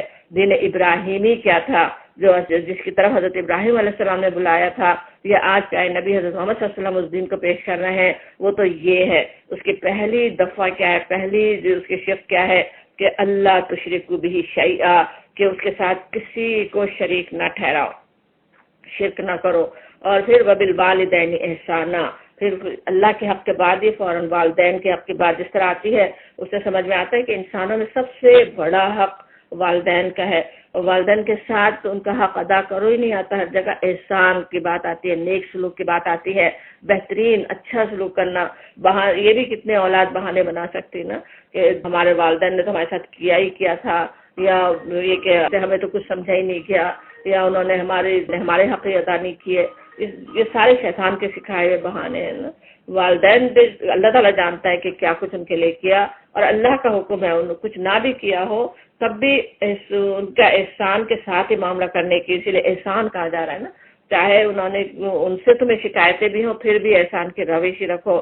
ولا تقتلوا اولادکم، اور اپنی اولاد کو مفلسی کے ڈر سے قتل نہ کرو. ویسے قتل ہی کرنا پیچھے ہم دیکھتے آ رہے ہیں کتنی بری بات ہے، لیکن اس کی کراہیت دلانے کے لیے کہ صرف رزق کے لیے، صرف اپنے روٹی شریک کرنے کے لیے اگر تم اس کو کرو کیسی بڑی بات ہے. اور اکثر بات بھی وہی ہوتی ہے نا، رزق کی بھی فکر ہوتی ہے نا. بیٹیوں کو کیوں کرتے تھے؟ بیٹا کما کے لائے گا، بیٹیوں پہ خرچ کرنا پڑے گا، اس لیے بیٹیوں کو قتل کر دے. آج تک بھی اسی کے لیے ہو بھی رہی ہیں، کتنی ابارشن بیٹیوں کے ہو رہے ہیں. ہم تمہیں بھی رزق دیتے ہیں اور ان کو بھی دیں گے. اور کہا جاتا ولا تقربوا الفواحش ما ظہر منها وبطن، اب اس کے قریب بھی نہیں جاؤ آتا فواحش کے. فواحش کیا ہوتے ہیں؟ بالکل کھلے گناہ. تو قرآن سے سمجھ میں آتا، قرآن میں کئی جگہ زنا کو کہا گیا فحش، تو زنا عمل لوط ہے، یا برہنگین اس کے سفر کا خیال نہیں کرنا، کسی پہ بہتان لگانا، تو یہ سارے افعال جیسے فحش ہوں. اور بھی پتہ چلتے حدیث میں جیسے چوری، شراب نوشی اور بھیک کو بھی فواحش کہا گیا. تو ایسے برے گناہ، شرمناک گناہ ان کو جیسے فواحش ہے. اور وہ شرمناک گناہ سے بچنے کی بات ہی نہیں آتی، وہ زنا سے بھی بچنے کی بات قرآن میں جہاں بھی آتی ولا تقربوا الزنا آتا. اس تک ایسا نہیں ہو انسان برائیاں کرتا رہے اور کہے کہ نہیں ہے میں تو گناہ نہیں کر رہا، میں تو گناہ نہیں کر رہا. لیکن اللہ تعالیٰ کو پتہ ہے انسان کتنا کمزور ہے، کسی وقت پھسل سکتا ہے. اسی لیے آگے جا کے ہم احکامات پڑھیں گے ابھی سورہ نور، سورہ احزاب میں. اس بالکل راستے میں اللہ تعالیٰ نے روک دیے، دور رہنے کی ضرورت ہے. نبی صلی اللہ علیہ وسلم نے بھی ہمیں تاکید کی نا کہ کوئی جانور اگر چراگاہ میں بالکل اس کے کناروں پہ اگر چل رہا ہو تو جا کے دوسرے کی بھی گھاس چل دے گا نا، درمیان میں رہو. اسی طرح ہمیں بھی اللہ کی بندگی کس طرح کرنے کی ضرورت ہے. کنارے پہ رہ کے بندگی نہیں کریں، تو پوری بندگی کرنے والے ہوں. زنا کی جس طرح کہا جاتا تھا مت جاؤ قریب، کتنی ایسی چیزیں ہیں جو زنا تک لے جانے والی، ان سب سے بچنے کی بھی ہدایت ہے نا. اس طرح سے فحش کپڑے پہننا، فحش لباس پہنے ہوئے ہوں، یا کوئی اور فحش چیزوں میں مبتلا ہوں. اپنی حدیث میں بھی ہے نا آنکھ کے گناہ سے بچو، اپنے جسم کے مختلف اعضاء کے نبی صلی اللہ علیہ وسلم نے نام لیے جو زنا تک لے جانے والے ہیں، تو ان سب سے ہی بچنے کی ضرورت ہے. اور جب ما ظہر منہا وما بطن، ابھی جیسے ہم گناہ کی بات سمجھ رہے تھے بالکل اسی طرح کی اس کے لیے بھی ظاہر اور اندر کا چھپا ہوا، کہ جو ایک تو سامنے ظاہر ہو کے کرنا، یا چھپ کر کرنا، یا جو دل میں ہو جو ذریعہ ظاہر کر کے کرنا ہو، ان سب چیزوں سے اپنے آپ کو بچاؤ. اللہ تعالیٰ کا حکم ہے ولا تقربوا، مت جاؤ فواحش کے قریب بھی مت جاؤ ہر کھلی چھپی چیز کے. اور حکم آتا ولا تقتلوا النفس التي حرم اللہ، اور کسی جان کو جسے اللہ نے محترم ٹھہرایا ہو ہلاک نہیں کرو. حرم اللہ، اللہ نے حرام کیا، ہر جان حرام ہے. انسان کے لیے جائز نہیں ہے دوسرے انسان کو قتل کرے الا بالحق، کے مگر استثناء آتا ہے کہ حق کے ساتھ، جہاں اللہ کا حکم ہو. جیسے قاتل کو سزا دینی ہے تو قتل کیا جائے گا، اپنے دفاع کے لیے کچھ لڑنے کے لیے آ رہا ہے تو اس میں ہو بھی سکتا ہے قتل، تو وہ حق کے ساتھ کرے. اور دیکھیں ذالکم وصاکم بہ لعلکم تعقلون، پھر بیچ میں تاکید ہوتی ہے، اللہ کی طرف سے وصیت ہو رہی ہے. انسان اس کو ایسے ہی نہ لے لے کہ اچھا میں اس میں سے کس پہ عمل کر سکتا ہوں کس پہ نہیں، کتنا میں عمل کروں یا کتنا نہیں کروں. اللہ تعالیٰ کی وصیت ہے، اس لازماً مانی جانی چاہیے. لعلکم تعقلون، شاید کہ تم سوچ سمجھ بوجھ سے کام لو، عقل سے کام لو. ولا تقربوا مال الیتیم، اب یہاں مال یتیم کا بھی قریب نہیں جاؤ کہا جاتا. یہ نہیں کہ اس میں اس کے تھوڑا بہت استعمال کرتے رہو، ساتھ ملا کے استعمال کرتے رہو. پیچھے اس کے ہم تفصیلی احکامات پڑھ ہی چکے ہیں تو اس کی تفصیل میں نہیں جا رہے، لیکن محتاط رہنے کی بات یہاں پہ سمجھ میں آتی ہے کہ قریب بھی نہیں جاؤ کہ کہیں ان کا مال تم زیادہ استعمال کر لو. اور یہ مگر احسن طریقے سے جا سکتے، ایسا نہیں کہ چھونا ہی نہیں ہے، اس کا مال کہیں رکھے اس کی قیمت ہی ختم ہو جائے، کسی کاروبار میں لگا سکتے ہو، کچھ کر سکتے ہو، اس طرح سے کر سکتے ہو احسن طریقے سے، یہاں تک کہ وہ اپنے سن رشد کو پہنچ جائیں، بالغ ہو جائیں، بہترین ان میں صلاحیت پیدا ہو جائے، پھر ان کا مال ان کے حوالے کر دو. اور ناپ تول میں پورا انصاف کرو. ہم ہر شخص پر ذمہ داری کا اتنا ہی بار رکھتے ہیں جتنا اس کے امکان میں ہے. ناپ تول میں انصاف کرنا لازم بھی، کیسے کرپشن ہی ہے نا، کتنا برا اگر اس میں نا انصافی انسان کرے. اسی کا ہم دیکھتے ہیں مسلمان ملکوں میں کیسی احتیاط کی بھی جاتی ہے. کسی کو ناپ کر دے رہے ہوں تو کس طرح زیادہ تھوڑا سا دینے کا طریقہ ہوتا ہے کہ تھوڑا زیادہ دے دیں تاکہ کم نہ ہو، تھوڑا سا زیادہ چلا جائے کم نہ جائے. لیکن یہاں پہ یہ بھی کہہ دیا جاتا ہے لا نکلف نفسا الا وسعها، اتنا ہی اللہ تعالیٰ بار ڈالتا ہے جتنا اس میں وسعت ہے. اب پھر بھی کچھ غلطی کسی طرح کی ہو جاتی ہے وہ اللہ تعالیٰ معاف کرنے والا ہے. اور جب بات کہو انصاف کی کہو، ہاں معاملہ اپنے رشتہ دار ہی کا کیوں نہ ہو، اور اللہ کے عہد کو پورا کرو. اللہ کا عہد جو ہماری ایک تو روحوں کا عہد ہے جو ہماری لاشعور میں ہے کہ ہم اللہ کی بندگی کریں گے، لا الہ الا اللہ کہہ کے ہم نے شعور کے ساتھ عہد کیا، یا اللہ کا نام لے کر لوگوں کے ساتھ عہد کرتے ہیں. کچھ نہیں عہد انڈرسٹوڈ ہوتے ہیں، کسی ملک کے شہری ہیں، ہم نے کسی نکاح ہوا ہے، کوئی اور ہم نے ذمہ داری لی ہوئی ہے، وہ سارے ہر عہد کی پابندی کرنا. جیسے نبی صلی اللہ علیہ وسلم کی حدیث یاد رکھنے کی بات ہے کہ جس میں عہد نہیں اس میں ایمان نہیں. عہد کی پابندی اتنی لازمی ہے، عہد کے خلاف ورزی کرنا منافق کی نشانی. ان باتوں کی ہدایت اللہ نے تمہیں کی ہے، پھر یاد دہانی ہوتی ہے. ذالکم وصاکم بہ، اللہ نے وصیت کی ہے، لعلکم تذکرون، شاید کہ تم نصیحت قبول کرو، یاد دہانی تمہیں ہو. ان ھذا صراطی مستقیما، یہ ہے سیدھا راستہ، فتبعوہ، اس کا اتباع کرو اور دوسرے راستوں پر نہ چلو. ولا تتبعوا السبل، دوسرے بہت سارے راستے ہیں نافرمانی کی طرف لے جانے والے، وہ اس کے راستے سے ہٹا کر تمہیں پراگندہ کر دیں گے. کسی اور طرف چلے، صراط مستقیم سے ایگزٹ لیا تو پتہ نہیں کہاں کہاں بھٹکتے پھرو گے. یہ ہے وہ ہدایت جو تمہارے رب نے کی ہے. اب یہ تیسری دفعہ آ رہا ہے ذالکم وصاکم.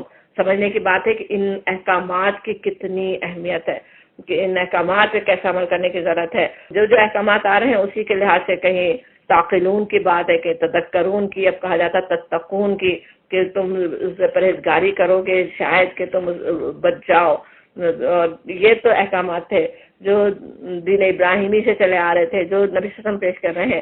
اور پھر کہا جاتا ثم آتینا موسیٰ الکتاب، پھر ہم نے موسیٰ کو کتاب دی جو بھلائی کی روش اختیار کرنے والے انسان پر نعمت کی تکمیل اور ہر ضروری چیز کی تفصیل اور وہدی و رحمہ، سراسر ہدایت اور رحمت تھی. تورات میں بھی تفصیلی شریعت نازل ہوئی تھی، وہ نعمت یہاں پہ یاد دلائی جا رہی کہ پھر موسیٰ علیہ السلام نے بھی یہی باتیں کی تھی. وہ اس لیے بنی اسرائیل کو دی گئی تھی کہ شاید لوگ اپنے رب کی ملاقات پر ایمان لائے. اور اسی طرح یہ کتاب ہم نے نازل کی ہے. اب یہ کتاب بھی اسی طرح کی ہدایات لے کر نازل ہو رہی ہے، ایک برکت والی کتاب. مبارک کہنا کس طرح ہوتا، خیر و برکت دینے والی کتاب. اس کا پڑھنا خیر، اس کا سمجھنا خیر، اس پر عمل کرنا خیر، ہر طرح سے برکت ہی برکت عطا کرنے والی کتاب. بس تم اس کی پیروی کرو، تقوی کی روش اختیار کرو، بعید نہیں کہ تم پر رحم کیا جائے. لعلکم ترحمون، شاید کہ تم پر رحم کیا جائے. کتاب اتنی مبارک ہے، اس کا اتباع کریں، لیکن پھر بھی لعلکم کہا جاتا. اپنے اوپر اپنا محاسبہ کرتے رہو، جانچتے رہو اپنے آپ کو کہ غلطی نہ کرو. تو اگر صحیح اس پہ عمل کیا تو رحم اللہ تعالیٰ کا ہو سکتا ہے. اب تم یہ نہیں کہہ سکتے کہ کتاب تو ہم سے پہلے کے 2 گروہوں کو دی گئی تھی اور ہم کو کچھ خبر نہ تھی کہ وہ کیا پڑھتے پڑھاتے تھے، اور اب تم یہ بہانہ بھی نہیں کر سکتے کہ اگر ہم پر کتاب نازل کی گئی ہوتی تو ہم ان سے زیادہ راست رو ثابت ہوتے. اس طرح کی باتیں قریش کہہ بھی چکے تھے پہلے. تو وہ بات یاد دلائی جا رہی ہے تمہارے پاس تمہارے رب کی طرف سے ایک دلیل روشن اور ہدایت اور رحمت آ گئی. یہ بھی اتنی دفعہ نعمت کا احساس دلایا جاتا ہے نا، قد جاءکم بینۃ من ربکم، کتنی بڑی یہ نعمت اللہ تعالیٰ نے تمہیں دے دی. قریش کو یاد دلائی جا رہی ہے، ہم میں سے ہر ایک کو بھی یاد دلائی جا رہی ہے. اتنی بڑی بینہ آ چکی ہے، رب کی طرف سے ایسی ہدایت آ گئی ہے جس میں اتنی رحمتیں ہیں. فمن اسلم ممن کذب بآیات اللہ، اب اس سے بڑھ کر ظالم اور کون ہوگا. پھر وہی ازلموں کی بات آتی، سب سے بڑا ظالم کون ہے؟ وہ جو اللہ کی آیات کو جھٹلائے اور ان سے منہ موڑے. جو لوگ ہماری آیات سے منہ موڑتے ہیں انہیں اس روگردانی کی پاداش میں ہم بدترین سزا دے کر رہیں گے. کیا اب لوگ اس کے منتظر ہیں کہ ان کے سامنے فرشتے آ کھڑے ہوں، یا تمہارا رب خود آ جائے، یا تمہارے رب کی بعض صریح نشانیاں نمودار ہو جائیں؟ جس روز تمہارے رب کی بعض مخصوص نشانیاں نمودار ہو جائیں گی، پھر کسی ایسے شخص کو اس کے ایمان کچھ فائدہ نہیں دے گا. انسان انتظار کر رہے ہوتے نا کچھ نشانیاں آ جائیں، کوئی بڑی بڑی نشانیاں ظاہر ہو جائیں. وہ ان کا بھی، قریش کا بھی یہی تھا اور ہمیشہ انسانوں کا ہوتا ہے. اللہ تعالیٰ فرماتے اس کے بعد کا تو ایمان پھر فائدہ نہیں دیتا. جس طرح سکرات کے وقت کا ایمان فائدہ نہیں دیتا، اس وقت غیب نظر آنے لگ جاتا ہے. اور یہ کہ اس کا ایمان کچھ فائدہ نہ دے گا جو پہلے ایمان نہ لایا ہو یا جس نے اپنے ایمان میں کوئی بھلائی نہ کمائی ہو. اب موت آج جس وقت آ رہی ہے اس وقت ایمان لائے تو کیا پھر کوئی بھلائی کرنے کا تو ٹائم نہیں ہے. یا پھر وہ بھی کہ ایمان تو لائے تھے مگر بھلائی نہیں کمائی، نیکی نہیں کمائی، تو اس کا تو کوئی ایمان اس کو فائدہ نہیں دینے والا. صاف صاف یہاں کہہ دیا جاتا ہے ان سے کہہ دو اچھا تم انتظار کرو، ہم بھی انتظار کرتے ہیں. جن لوگوں نے اپنے دین کو ٹکڑے ٹکڑے کر دیا اور گروہ گروہ بن گئے، یقیناً ان سے تمہارا کچھ واسطہ نہیں. دین کو ٹکڑے ٹکڑے کر دیا. اب وہ پچھلی قومیں جنہوں نے دین کو کیا سے کیا بنا لیا، ان کا معاملہ تو اللہ کے سپرد ہے، وہی ان کو بتائے گا کہ انہوں نے کیا کچھ کیا ہے. من جاء بالحسنتی، جو اللہ کے حضور حسنہ لے کے آئے گا، نیکیاں لے کر آئے گا، فلہ عشر امثالہا، کہ اس کے لیے تو اس کے 10 گنا اس کے لیے ہے، 10 گنا اجر ہے. یہاں کم سے کم جیسے اجر بتایا جا رہا ہو نا، ورنہ ہمیں پتہ ہے بے حساب اجر بھی ہے کہ کون کیسی نیت سے کرتا ہے، کیسے حالات میں کرتا ہے. نہ اللہ تعالیٰ ملٹیپل نہیں کرے تو ظاہر ہے آخرت تو اتنی ہمیشہ ہمیشہ کی زندگی کے لیے دنیا کے چھوٹے سے عمل سے انسان کیا فائدہ حاصل کر سکتا ہے نا. اللہ تعالیٰ بڑھا کر اپنے فضل سے ہی بڑھانے والا ہے، وہ کئی گناہ بڑھا کے اجر دینے والا ہے. ومن جاء بالسیئۃ، اور جو بدی لے کر آئے گا اس کو اتنا ہی بدلہ دیا جائے گا. بالکل یہی بات نبی صلی اللہ علیہ وسلم نے حدیث سے بھی سمجھائی نا، کیسے اللہ تعالیٰ رحمت کے ساتھ معاملہ کرتا ہے. بدی کا تو بس اتنا ہی ہے، جس نے جتنی بدی کمائی اتنا ہی اس کو گناہ ملنے والا ہے، اتنی سزا اسے ملنے والی ہے. لیکن حسنہ کا بڑھا چڑھا کے اللہ تعالیٰ دینے والا ہے. اور یہ کہ کسی پر ظلم نہیں کیا جائے گا. کہو، آپ کہہ دیجئے جیسے نبی صلی اللہ علیہ وسلم کہلایا جا رہا ہو، اننی ہدانی ربی الی صراط مستقیم، میرے رب نے تو مجھے ہدایت دے دی سیدھے راستے کی طرف. دینا قیما ملت ابراہیم حنیفہ، دین ٹھیک دین ابراہیم علیہ السلام کا طریقہ، وہ جو یکسو ہو کر جنہوں نے ابراہیم حنیفہ سب سے کٹ کر ایک اللہ کے جو ہو جانے والے تھے، اللہ کی بندگی کرنے والے تھے، اور وہ مشرک قوم میں سے نہیں تھے. یہ بات کہنا کتنا اہم ہے نا قریش کے لیے. ساری ان کی جو عزت تھی پوری اس وقت کے معاشرے میں ابراہیم علیہ السلام کی اولاد میں سے ہونے کی تھی، اور ان کے دین پر قائم ہونے کا انہیں دعوت تھا. اور ابراہیم علیہ السلام تو مشرکین میں سے نہیں تھے اور تم شرک کر رہے ہو. قل کہہ دیجئے ان صلاتی و نسکی و محیای و مماتی للہ رب العالمین. اب نبی صلی اللہ علیہ وسلم کی زبان سے ایک بات کہلوائی جا رہی، اور ہمارے بھی کہنے کے لیے ہم سے بھی جیسے کہا جا رہا ہو، قل کہہ دو میری نماز، میرے مراسم عبودیت.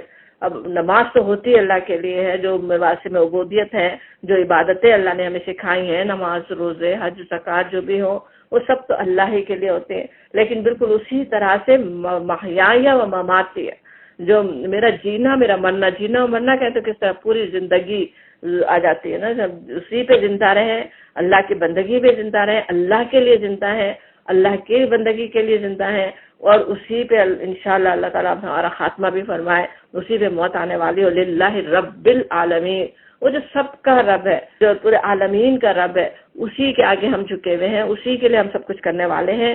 میرا سونا، میرا جاگنا، میرا اٹھنا بیٹھنا، کھانا پینا، کمانا، لوگوں کے ساتھ تعلقات رکھنا ہر چیز کی اللہ کے لیے ہو، اپنے اللہ کے خوشنودی کے لیے ہو، اس سے میرا رب راضی ہو جائے، اس کی فکر مجھے ہو، لا شریک لہ، اس کا کوئی شریک نہیں، اور اسی کا مجھے حکم دیا گیا، وَأَنَا أَوَّلُ الْمُسْلِمِينَ، نبی صلی اللہ علیہ وسلم کی زبان سے کہلوایا جاتا ہے میں تو اب اس میں سب سے پہلے سر اطاعت جھکانے والا ہوں، مسلمان ہونے والا ہوں، اور اب سننے والے خود سوچ لیں، اب خود بھی ہم بھی اسی طرح بولنے والے ہوں، ہم جھک جانے والے ہیں، جیسے اللہ کا حکم سنے اس کے آگے سر اطاعت جھکا دینے والے ہیں۔ کہو کیا میں اللہ کے سوا کوئی اور رب تلاش کروں، حالانکہ وہی ہر چیز کا رب ہے، وہ رب کل شیء، ہر شخص جو کچھ کماتا ہے اس کا ذمہ دار وہ خود ہے، کل نفس الا علیہا، جو کمائی ہو رہی ہے، جو چاہے وہ آخرت میں دوزخ کما رہا ہو کہ جنت کما رہا ہو، وہ اسی پر ہے، اس کا سب کچھ علیہ، اس کے اپنے عمل پہ ہی ہے، ولا تزر وازرۃ وزر اخری، کوئی بوجھ اٹھانے والا دوسرے کا بوجھ نہیں اٹھاتا۔ یہ بھی بات قرآن میں بالکل اسی طرح کے الفاظ میں کئی دفعہ آتی ہے، یاد رکھنے والی بات ہے نا ہمارے لیے۔ انسان دوسرے انسانوں کے لیے کتنے گناہ کما رہے ہوتے ہیں، اپنی اولادی کے لیے، کبھی اپنے ماں باپ کے لیے، کبھی اپنے ازواج کے لیے، کیسے کیسے اللہ کی نافرمانی کر رہے ہوتے ہیں۔ وہاں کوئی بوجھ اٹھانے نہیں آئے گا، کوئی مذہبی لیڈر تک بھی کوئی بوجھ اٹھانے نہیں آئے گا جس کے پیچھے جا رہے ہو اور وہ غلط رہنمائی کر رہا ہو، کوئی اگر غلط طرف لے جا رہا ہو، کہیں ہم سے شرک کروا رہا ہو اور ہم سوچیں کہ ہم نے تو بیعت کی ہوئی ہے، وہ کہہ رہا ہے بس ہمیں تو وہ کرنا ہی کرنا ہے، لیکن اگر وہ شرک کروا رہا ہے، ہمیں پتہ ہے قرآن سے سمجھ میں آ رہا ہے کہ وہ شرک کی بات ہے، اس سے بچنے کی ضرورت ہے، وہ کام نہیں آنے والا، کوئی بوجھ اٹھائے گا ہی نہیں ہمارا وہاں پہ، تو پھر تم سب کو اپنے رب کی طرف پلٹنا ہے۔ اس وقت وہ تمہارے اختلافات کی حقیقت تم پر کھول دے گا، وہی ہے جس نے تم کو زمین کا خلیفہ بنایا اور تم میں سے بعض کو بعض کے مقابلے میں زیادہ بلند درجے دیے۔ زمین میں اللہ تعالیٰ نے خلیفہ بنا کے بھیجا، اللہ کے نائب ہیں۔ یہاں پہ خلیفہ کا مطلب ایسے ہم پیچھے سمجھ بھی چکے ہیں سورہ بقرہ میں کہ کس طرح خلیفہ سے پہلے لوگ یہاں پہ تھے، جن پہلے سے تھے، اللہ تعالیٰ نے یہاں اب ہمیں بھیجا، ایک نسل پہلے تھی، اب ایک دوسری نسل اب چل رہی ہے، اور یہ کہ اللہ کے نائب ہیں، زمین میں اللہ نے خلیفہ بنا کے بھیجا ہے، اور کیا ہے کہ بعض کو بعض کے مقابلے میں زیادہ بلند درجے دیے۔ دنیا کا یہ امتحان ہے، دنیا بس آزمائش کی جگہ ہے، تھوڑے امتحان کی جگہ ہے، تو اللہ تعالیٰ نے مختلف طرح سے مختلف لوگوں کو مختلف درجے دیے، کسی کو عقل زیادہ دی، کسی کو صورت اچھی دی، کسی کو علم زیادہ دیا، کسی کو پیسہ زیادہ دیا، کسی کا کسی لحاظ سے، کسی کو کسی لحاظ سے مختلف درجے اللہ نے دیے۔ وہ سب کس لیے؟ لیبلوکم، تمہیں آزمانے کے لیے، امتحان کے لیے ہیں۔ اس سے کوئی بڑا بڑا نہیں بن جاتا، کوئی چھوٹا چھوٹا نہیں بن جاتا، وہ سب امتحان کا ایک پرچہ ہے وہ اصل میں تو۔ اور ان ربک سریع العقاب آتا ہے، بے شک تمہارا رب سزا دینے میں بھی بہت تیز ہے۔ یہ بھی بات یاد رکھنے کی ہے کہ عذاب بھی ہو سکتا ہے، اس سے بچنے کی فکر کرو، اسی کی بات اکثر پہلے آ رہی ہوتی ہے نا، اور جلد سریع ہے تو کیسے بہت تیز، بہت جلد دے سکتا ہے۔ وَإِنَّهُ لَغَفُورٌ رَحِيمٌ، اطمینان بھی دلایا جاتا ہے، ابھی بھی اللہ کی طرف پلٹو، اللہ تعالیٰ بخشنے والا بھی ہے اور مہربان بھی ہے، درگزر کرنے والا اور رحم فرمانے والا، ہمیشہ رحم کرنے والا ہے۔ اللہ کی بہترین صفات پر عظیم سورہ انعام ختم ہوتی ہے۔ سورہ اعراف جس کے بارے میں ہم سمجھ رہے تھے نا پہلے کہ اسی کی جیسی صورت ہے، سورہ انعام کی جیسے جڑ ہوا صورت ہو، اسی کی طرح کی، اسی دور کی بھی نازل ہونے والی، مکے کا آخری دور ہے۔ سورہ انعام میں ہم دیکھ رہے تھے بات کس طرح سے اب اتنے عرصے سے سمجھائی جا رہی ہے، اور اب جیسے آخری دفعہ ان کو تنبیہ ہو رہی ہو، بات سمجھائی جا رہی ہو، ان سے بتا دیا جا رہا ہے کہ معجزوں کی بات ہم نے پڑھی، پوری اس کے بہترین طریقے سے دین کی دعوت، ان کے دین میں کیا خرابیاں، وہ سب سمجھا دی گئی۔ سورہ اعراف جو شروع ہو رہی ہے اس کو ہم دیکھتے ہیں جیسے اور تنبیہ زیادہ سخت جیسے ہو رہی ہے۔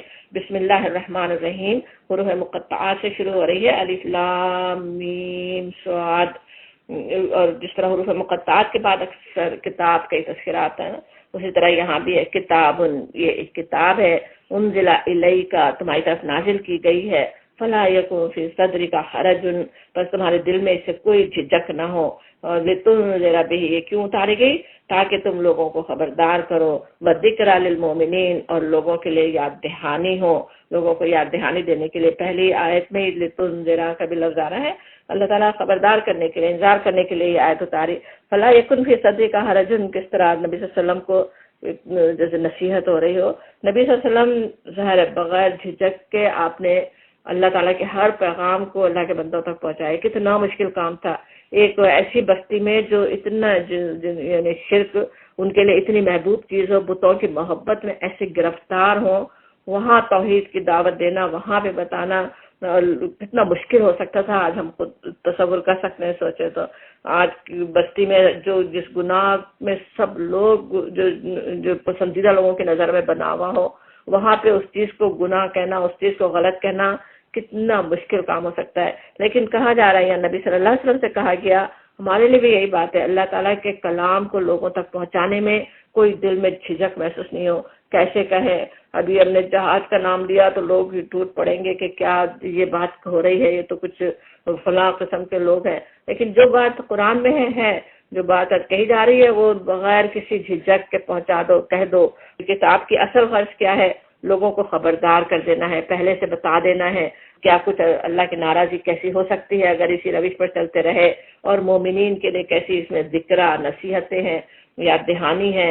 اتبعوا اوپر واحد کے صیغے میں تھا، ہم نے سمجھا جیسے پیارے نبی سے کہا جا رہا ہو، لیکن اب جمع کے صیغے میں سب سے خطاب کہ لوگوں جیسے اتبعوا پیروی کرو، ما انزل الیکم جو تمہارے رب کی طرف سے نازل کیا گیا، الیکم من ربکم، ولا تتبعوا من دونہ اولیاء، اور اس کی پیروی، اور اپنے رب کو چھوڑ کر دوسرے سرپرستوں کی، دوسرے اولیاء کی پیروی نہیں کرو. قلیلا ما تذکرون، مگر تم نصیحت کم ہی مانتے ہو. کتنی ہی بستیاں ہیں جنہیں ہم نے ہلاک کر دیا، ان پر ہمارا عذاب اچانک رات کے وقت ٹوٹ پڑا، اور یا دن دھاڑے ایسے وقت آیا جبکہ وہ آرام کر رہے تھے، اور جب ہمارا عذاب ان پر آ گیا تو ان کی زبان پر اس کے سوا کوئی صدا نہ تھی کہ واقعی ہم ظالم تھے. اب کس طرح سے ہوتا رہا پہلے، یہ کیا انجام ہوا جھٹانے والوں کا، وہ سامنے رکھا جا رہا ہے. اس کے انذاری کی صورت ہے نا، تنبیہ کی صورت ہے، بتایا جا رہا ہے. آگے وہ واقعات بھی اسی طرح سے آئیں گے. فَلَنَسْأَلَنَّ الَّذِينَ، پس یہ ضرور ہو کر رہنا ہے، ضرور پوچھا جائے گا، ضرور سوال ہوگا. کس سے؟ الَّذِينَ أُرْسِلَ إِلَيْهِمْ، جن کی طرف ہم نے پیغمبر بھیجے تھے. وَلَنَسْأَلَنَّ الْمُرْسَلِينَ، اور ہم پوچھیں گے مرسلین سے. لوگوں سے بات پرس ہوگی کیا ان کے عمل تھے، اور مرسلین سے سوال ہوگا جب انہوں نے پیغام پہنچایا تو پیچھے ہم نے پڑھا بھی تھا نا، ماں اجبتم، کیا تمہیں جواب دیا گیا، کیا لوگوں کا ریئیکشن تھا، کیا انہوں نے اس پہ عمل کیا یا نہیں کیا. وہ رسولوں سے بھی سوال ہوگا. پھر ہم خود پورے علم کے ساتھ تمہاری سرگزشت ان کے آگے پیش کر دیں گے. فَلَا نَقُصَّنَّ عَلَيْهِمْ بِعِلْمٍ، قیامت میں یہ ہونے والا ہے، اللہ تعالیٰ خود سارا قصص بیان کر دے، سب کچھ بیان کر دے کہ وہ پورے علم کے ساتھ بالکل صحیح صحیح چیزیں کیا کر رہے تھے. وما كنا غائبین، آخر ہم کہیں غائب تو نہیں تھے. والوزن یومئذ الحق، اور وزن اس روز عین حق ہوگا. جن کے پلڑے بھاری ہوں گے فاولئک هم المفلحون، وہی فلاح پائیں گے. ومن خفت موازینہ، اور جن کے پلڑے ہلکے رہیں گے. اب یہ بات جیسے سورہ قاریہ تو نماز میں ہم پڑھتے ہی رہتے ہیں، ہمیں دھیان رکھنے کی ضرورت ہے ہمارا موازین کس طرف جا رہا ہے. آج کے دن میں ہمارے جو موازین میں کیا چیز گئی ہے، ہم اس کو ہلکا کرنے والی چیز زیادہ تھی یا اسے بھاری کرنے والی چیز زیادہ تھی. غلط کام تو نہیں ہوئے، کچھ صحیح کام ہوئے تو کتنے ہوئے، خود ہمیں حساب لگانے کی ضرورت ہے. ورنہ کیا ہے، وہ فلاح، ایک طرف فلاح ہے، دوسری طرف خسارہ. جن کے ہلکے ہوئے وہ تو خسروا انفسہم، انہوں نے اپنے آپ کو خسارے میں مبتلا کر دیا. انشاءاللہ ہر دن ہم دیکھنے والے ہوں، آج کا دن کہیں خسارے کا تو نہیں گزر گیا، آج ہمارا موازین بھاری ہوئے کہ نہیں ہوئے. انشاءاللہ تعالی ہم دیکھنے والے ہوں. اللہ تعالیٰ اپنے فضل سے اسے بھاری بھی کر دے جو کچھ ہم چھوٹی موٹی نیکیاں کرتے ہوں، کیونکہ وہ ہماری آیات کے ساتھ ظالمانہ برتاؤ کرتے رہتے. کون ہے جو خسارہ پانے والے ہیں؟ آیات کے ساتھ ظلم کرنا کیا ہے؟ آیات کو سب سے بڑا ظلم تو یہ کہ مانے نہیں، جھٹلا دے، اللہ کی آیات کو ماننے سے انکار کر دے، اللہ کی نشانیوں کو دیکھ کے اپنے اللہ تک نہ پہنچے. سب سے بڑا ظلم تو وہی ہے نا. اور پھر مانتے ہوئے بھی ظلم ہو سکتا ہے. ایک طرف مان رہے ہوں، ایک طرف عقیدت بھی دکھا رہے ہوں، اور پھر جب عمل کا وقت آئے تو صفر کچھ اگر عمل ہی نہیں ہو رہا ہے تو وہ بھی کتنا بڑا ظلم ہی ہے نا. اور یہ کہ ہم نے تمہیں زمین میں اختیارات کے ساتھ بسایا، اور تم مکناکم، زمین میں اللہ نے بسایا اور تمہیں سامان زیست فراہم کیا. وجعلنا لکم فیہا معایش، معیشت کی ساری چیزیں اللہ نے مہیا کر دی. کس طرح سے اللہ نے کیا کیا کچھ مہیا کیا. وہ اس میں اتنی بڑی نشانی ہے اللہ تعالیٰ کی کہ اللہ تعالیٰ ہے رب ہمارا، پیدا بھی کرنے والا ہے، پھر جیسی ضرورت تھی سے وہی تھا جاننے والا. اس نے ایک ایک چیز اس کے لیے ہمیں مہیا بھی کر کے رکھی، جو چیزیں ہمیں ضرورت تھی. لیکن انسانوں کا کیا حال ہے، قلیلا ما تشکرون، مگر تم لوگ کم ہی شکر گزار ہوتے ہو. کتنے نافرمان انسانوں میں سے ہیں. تو قلیلا ما تشکرون کیسی صحیح بات لگتی ہے. بلکہ اگر میں خود اپنے اوپر غور کروں، آپ اپنے اوپر غور کریں، ایک اپنے اوپر غور کریں تو بھی سمجھ میں آ جائے کہ شکر کتنا کم ہوتا ہے.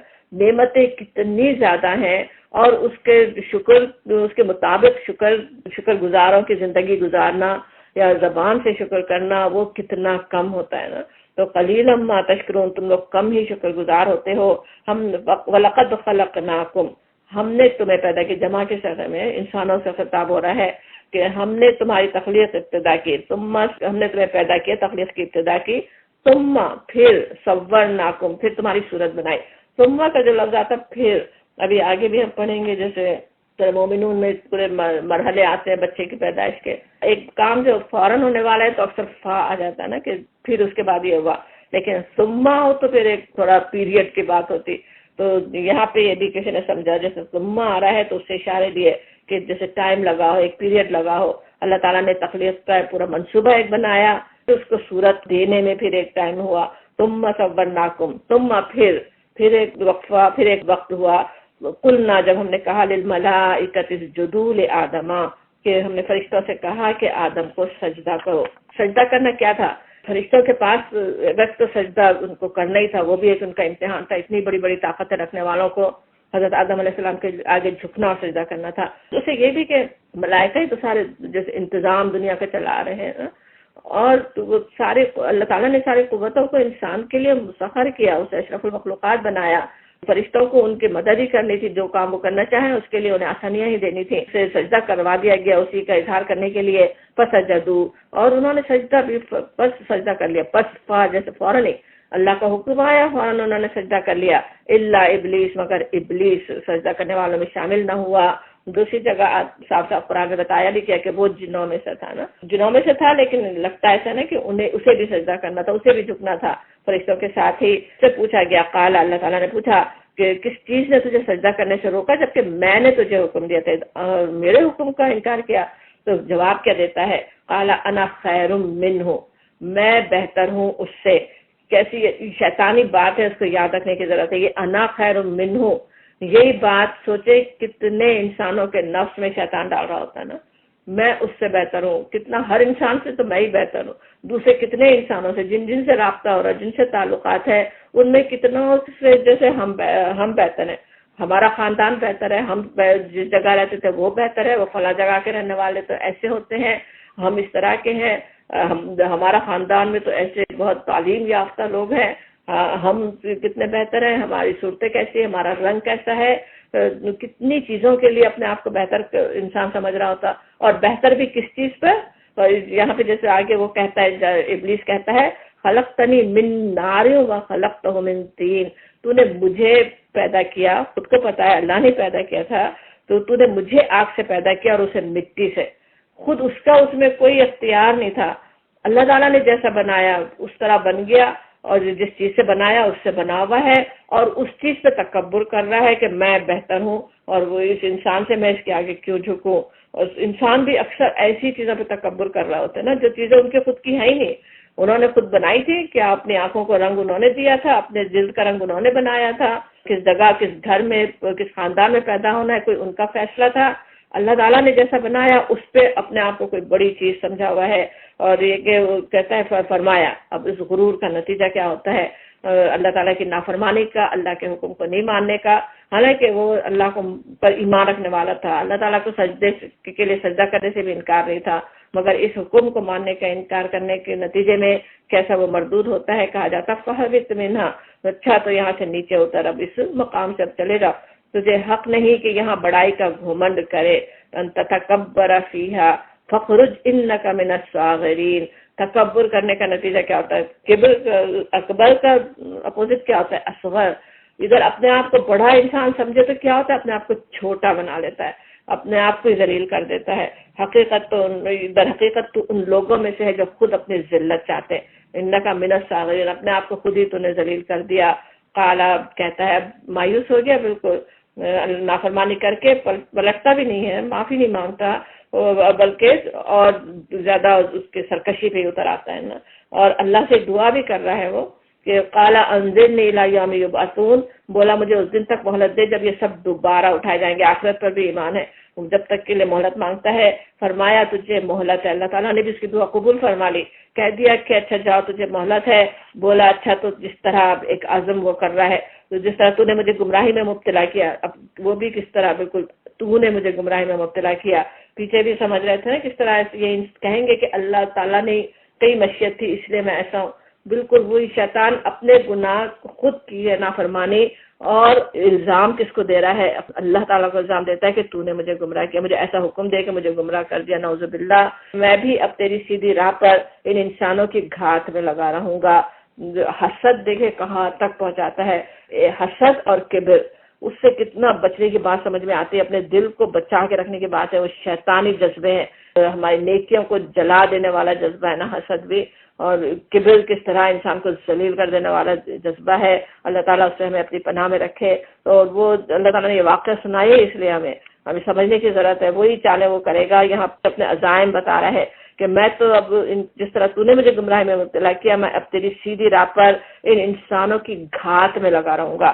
پورا اس کا عزم ہے کہ میں بس پیچھے پڑا رہوں گا، ان کے آگے اور پیچھے، اس کے دائیں اور بائیں ہر طرف سے ان کو گھیروں گا، اور تو ان میں سے اکثر کو شکر گزار نہ پائے گا۔ دائیں بائیں آگے پیچھے اس کی بہت سی تشریحات ایسے ہو سکتی ہے جس کا ٹائم نہیں ہے، لیکن یہ ایک جامع بات سمجھ میں آ سکتی ہے کہ ہر طریقے سے بہکانے کی کوشش کروں گا۔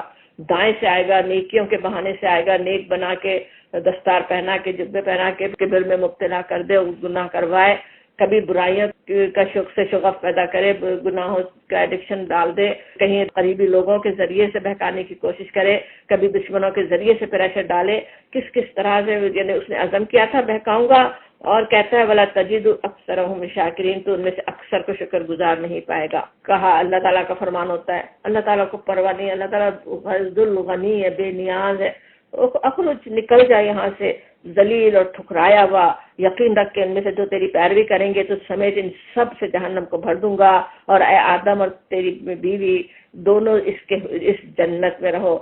یا آدم کہا جاتا ہے آدم علیہ السلام کو، جیسے ذمہ داری دی جا رہی ہے، جاؤ اپنا گھر بناؤ، رہو اپنی بیوی کے ساتھ، دونوں اس جنت میں رہو، جہاں جس چیز کو تمہارا جی چاہے کھاؤ، ہر چیز ہے تو شی تمہارا، مگر ولا تقربا هذه الشجرة، ایک درخت کہہ دیا گیا وہاں نہیں جانا ورنہ ظالموں میں سے ہو جاؤ گے۔ اور ایک ہی چیز مناتی، حرام چیز جیسے پیچھے سمجھ رہے تھے تھوڑی سی چیزیں حرام ہے، اسی طرح ایک ہی چیز کو روک کے اللہ تعالیٰ نے پورا پریکٹیکل کروا دیا وہاں پہ انسان کے لیے، کہ دیکھ لے کس طرح شیطان کوشش کرے گا، کیسے بہکانے کی کوشش کرے گا، بالکل وہی چیز دنیا میں پیش آنی تھی آگے، اور وہ کیا کرتا ہے فوسوس لہما، فوسوسہ سے سمجھ میں آتا ہے یہاں پہ، دوسری جگہ تو ایسا لگتا ہے جیسے شیطان سامنے آ کے بات کر رہا ہو، کس طرح اس نے بہکایا اللہ تعالیٰ جانتا ہے، جس طرح آج انسانوں کے دلوں میں وسوسے ڈالتا ہے اس طرح ہی ڈالا ہو، یا اس وقت حضرت آدم علیہ السلام دیکھ سک رہے ہو کوئی خیر خواہ بن کے آیا ہو واللہ عالم، لیکن وسوسہ کہتے ہو تو بار بار آیا، بار بار اس نے کوشش کی اور ان کو بہکایا، اور کیا کیا تاکہ ان کی شرمگاہیں جو ایک دوسرے سے چھپائی گئی تھی ان کے سامنے کھول دے، یہ اس کی پہلی کوشش تھی، اور آج بھی سوچے آخری کوشش بھی وہی ہوتی ہے، انسانوں کو ننگا کر دے، انسانوں کو کیسے کیسے فیشن نکال دے کہ کپڑے پہن کے بھی ننگے نظر آئیں، ایک جسم کا ایک ایک کرب اور ہر چیز بالکل نمایاں ہو کر لوگوں کو پھسلوانے کا باعث بن جائے، اور یا بالکل ہی کم سے کم کپڑے پہننے کا شوق پیدا کر دے، تو وہی کام اس نے اس کو بھی کیا کہ ان کی جو شرمگاہیں جو ایک دوسرے سے چھپائی گئی تھی ان کے سامنے کھول دے۔ اس نے ان سے کہا تمہارے رب نے جو تمہیں اس درخت سے روکا ہے اس کی وجہ سوائے اس کے کچھ نہیں کہ تم فرشتے بن جاؤ۔ اسے پتا تھا کہ اگر صرف یہ کہے کہ اللہ کی کوئی بات نہیں ہوتی تم کھا لو، اللہ کے منع کرنے سے کیا ہوتا ہے، حضرت آدم علیہ السلام ماننے والے نہیں تھے، وہ خیر خواہ بن کے آتا ہے، بالکل وہی طریقہ دنیا میں بھی کہ بہکانے کا، اس کے خیر خواہ بن کے کچھ اچھی بات سمجھ کری نیکی سمجھا کر ہی اس کو بہکانے کی کوشش کرے، یا تمہیں ہمیشگی کی زندگی حاصل نہ ہو جائے، اور اس نے قسم کھا کے کہا، ویسے بھی ماننے والے نہیں تھے جلدی، قاسمہما آتا ہے وہ بھی جیسے بار بار قسمیں کھائی ہوں، اور اپنی خیر خواہی کا یقین دلایا کہ میں ان سے کہا میں تمہارا سچا خیر خواہ ہوں، اس طرح دھوکہ دے کر وہ ان دونوں کو رفتہ رفتہ اپنے ڈھک کر لے آیا۔ بالکل ایسے ہی انسان دنیا میں بھی گناہ میں جاتا ہے نا، آہستہ آہستہ بہکاتا رہتا ہے، پہلے خیال ڈالا، پھر کچھ کو اس کی ضرورت نظر آ رہی ہے پھر کوئی اور ترغیب دے رہا ہے، پھر کہیں کچھ اور ہو رہا ہے، آہستہ آہستہ ڈھپ پہ لے آیا. یہ سب چیزیں سب پڑھتے ہوئے ہمیں اصل وہی سمجھنے کی ضرورت ہے. عام دنیا کے جب زندگی میں جس طرح شیطان ہم پہ کوششیں کر رہا ہو، اس کی چالیں ہم سمجھنے والے ہوں، آخرکار جب انہوں نے اس درخت کا مزہ چکھا، یعنی حضرت آدم و حضرت حوا نے، تو ان کے سطر ایک دوسرے کے سامنے کھل گئے اور وہ اپنے جسم کو جنت کے پتوں سے ڈھانکنے لگے. یہ فطرت ہے انسان کی، وہ چھپانا چاہتا ہے. جانوروں کی طرح نہیں پیدا کیا جنہیں پہلے لباس دے کے پیدا کیا گیا. اللہ نے سوآت دی ہے انسان کو، انہیں چھپانے کا جذبہ دل کے اندر رکھا ہے. وہ فوراً ہی جنت کے پتوں سے اپنے آپ کو ڈھانکنے لگے. تب ان کے رب نے انہیں پکارا، کیا میں نے تمہیں اس درخت سے نہ روکا تھا اور نہ کہا تھا کہ شیطان تمہارا کھلا دشمن ہے؟ قالا، دونوں بول اٹھے. دونوں نے کیا دعا کی؟ پیچھے سے بقرہ میں ہم نے پڑھا تھا کس طرح اللہ تعالیٰ سے انہوں نے کلمات سیکھے، اور وہ کلمات یہاں بتا دیے جا رہے ہیں. ربنا ظلمنا انفسنا، ہمیں بھی اپنے گناہوں پہ معافی مانگنے کے لیے بہترین دعا کہ اے رب، ہم نے اپنے اوپر ستم کیا، اپنے اوپر ظلم کیا. وَإِن لَّمْ تَغْفِرْ لَنَا، اگر تو نے ہم سے درگزر نہ فرمایا، وَتَرْحَمْنَا، اور رحم نہ کیا، تو لَنَكُونَنَّ مِنَ الْخَاسِرِينَ، ہم تباہ ہو جائیں گے، خسارہ پانے والا میں سے ہوں گے. فرمایا اتر جاؤ. یہاں پہ کہا نہیں گیا لیکن سورہ بقرہ میں ہم پڑھا ہے کہ معافی بھی ہو گئی، اللہ تعالیٰ نے معاف کر دیا تھا. اور پھر کہا تھا کہ اتر جاؤ، تم ایک دوسرے کے دشمن ہو اور تمہارے لیے خاص مدت تک زمین ہی میں جائے قرار اور سامان زیست ہیں. دشمن ہونا کسی نے کچھ اور بھی سمجھا، لیکن اصل تو انسان اور شیطانی کی دشمنی کی بات ہو رہی ہے کہ دنیا میں مستقر ہوا متاع الہی، دنیا میں تھوڑی دیر ٹھہرنا ہوگا، مستقر ہوگا، فائدے دنیا میں ہوں گے، متاع ہے تھوڑی دیر کی. اور یہ کہ فرمایا قالا فیہا تحیون فیہا تموتون، وہیں تم کو جینا اور وہیں مرنا ہے. ومنہا تخرجون، اور اسی میں سے تم کو آخرکار نکالا جائے گا. اس زمین میں اللہ تعالیٰ نے بھیج دیا، اس زمین میں آدم علیہ السلام کو پیدا ہی زمین کے لیے کیا گیا تھا، اور اب یہیں رہنا بسنا، یہیں اس میں زمین کے اندر جانا ہے، یہیں سے نکلنا ہے. یا بنی آدم، اب یہ واقعہ سنا کر کس طرح شیطان نے دشمنی کی، کیسے لباس اتارے، کس طرح اللہ کی نافرمانی کروائی. اب انسان سب یا بنی آدم ہی کہا جا رہا ہے. تمہارے باپ کے ساتھ جس نے جو دشمنی کی تھی، وہ اب اسے آدم کی اے اولاد ذرا سوچو، ہم نے تم پر لباس نازل کیا ہے. انزلنا، اللہ تعالیٰ نے خاص طور پہ لباس کیسا پیدا کیا انسان کے لیے کہ وہ لباس بنا سکے، آسانی کے ساتھ پہن سکے. کیا کیا چیزیں، کیسے کیسے مٹیریل اللہ تعالیٰ نے دیے، انسان کو عقل دی کہ اس سے بہترین طریقے سے لباس بنائے اور تمہارے نازل کیا تاکہ تمہارے جسم کے قابل شرم حصوں کو ڈھاکے. اور پہلا اس کا مقصد لباس کا سب سے پہلا مقصد کہ سوآت کو ڈھانکنا، سطر کو ڈھانکنا، اور یہ کہ اور تمہارے لیے جسم کی حفاظت، پھر حفاظت کے لیے زینت کا بھی ذریعہ ہو، پھر زینت کے لیے بھی. اور بہترین لباس تقویٰ کا لباس ہے. لباس تقویٰ ذالک خیر ذالک من آیات اللہ لعلہم یذکرون. اور اس کو ابھی لباس کا بھی آیات، یہ اللہ کی نشانیوں میں سے ایک نشانی ہے. کتنی بڑی نشانی ہے. اللہ تعالیٰ نے بس دنیا میں انسان ایسے ہی نہیں پیدا ہو گیا، ایسے ہی دنیا نہیں مل گئی. کس طرح اللہ تعالیٰ نے پیدا کیا ہے، انسان کی جیسی ضرورت ہے، اندر شرم رکھی ہے کہ وہ اپنا ظاہر نہیں کرنا چاہتا جسم دوسروں پہ، اور اس کے لیے ویسے لباس بھی اللہ تعالیٰ نے اتارے. یہی آیات دیکھ کر شاید یہ سبق لیں، اے بنی آدم، پھر دوبارہ بنی آدم کوئی مخاطب کر کے احساس دلا کر انسانوں کو کہ اسی آدم کے تم اولاد ہو جس کے وہ دشمن تھا شیطان. ایسا نہ ہو کہ شیطان تمہیں پھر اسی فتنے میں مبتلا کر دے جس طرح اسے تمہارے والدین کو جنت سے نکلوایا تھا. ہماری بھی جنت رکھی ہوئی ہے، اللہ تعالیٰ نے ہر انسان کے لیے اس کی جنت بنا کے رکھی ہے، اور شیطان کی پوری کوشش ہے کہ وہ جنت میں جانے نہ دے، جنت سے ہی ہمیں نکلوا دے. اور ان کے لباس ان پر سے اتروا دیے تھے تاکہ ان کی شرمگاہیں ایک دوسرے کے سامنے کھولے. وہ اور اس کے ساتھی تمہیں ایسی جگہ سے دیکھتے ہیں جہاں سے تم انہیں نہیں دیکھ سکتے. ان شیاطین کو ہم نے ان لوگوں کا سرپرست بنا دیا ہے جو ایمان نہیں لاتے. سمجھ میں آتا ہے اگر ایمان کی نعمت ہے، ایمان پہ چل رہے ہیں، شیطان کا کوئی زور نہیں چلتا. وہ لوگ جو ایمان نہیں لاتے ان کے سرپرست شیاطین بن جاتے ہیں. یہ لوگ جب کوئی شرمناک کام کرتے ہیں تو کہتے ہیں ہم نے اپنے باپ دادا کو اسی طریقے پر پایا ہے، اتنے بھی شرمناک کام کرتے تھے کہ بالکل ننگے ہو کر نعوذ باللہ کعبے کا طواف کرتے تھے کہ وہ جیسے لباس گناہ سے آلودہ ہے وہ اتار دیں اور بغیر اس کے کریں. تو اور یہ بہانہ کیا کہ ہمارے باپ دادا کرتے آ رہے تھے. اللہ تعالیٰ فرماتے ہیں کہ اور اللہ کہتے ہیں اللہ ہی نے ایسا ہمیں کرنے کا حکم دیا. کہو اللہ بے حیائی کا حکم کبھی نہیں دیا کرتا. لا یامر بالفحشاء، سمجھنے کی بات ہے. فحش جو اللہ کا حکم نہیں ہو سکتا.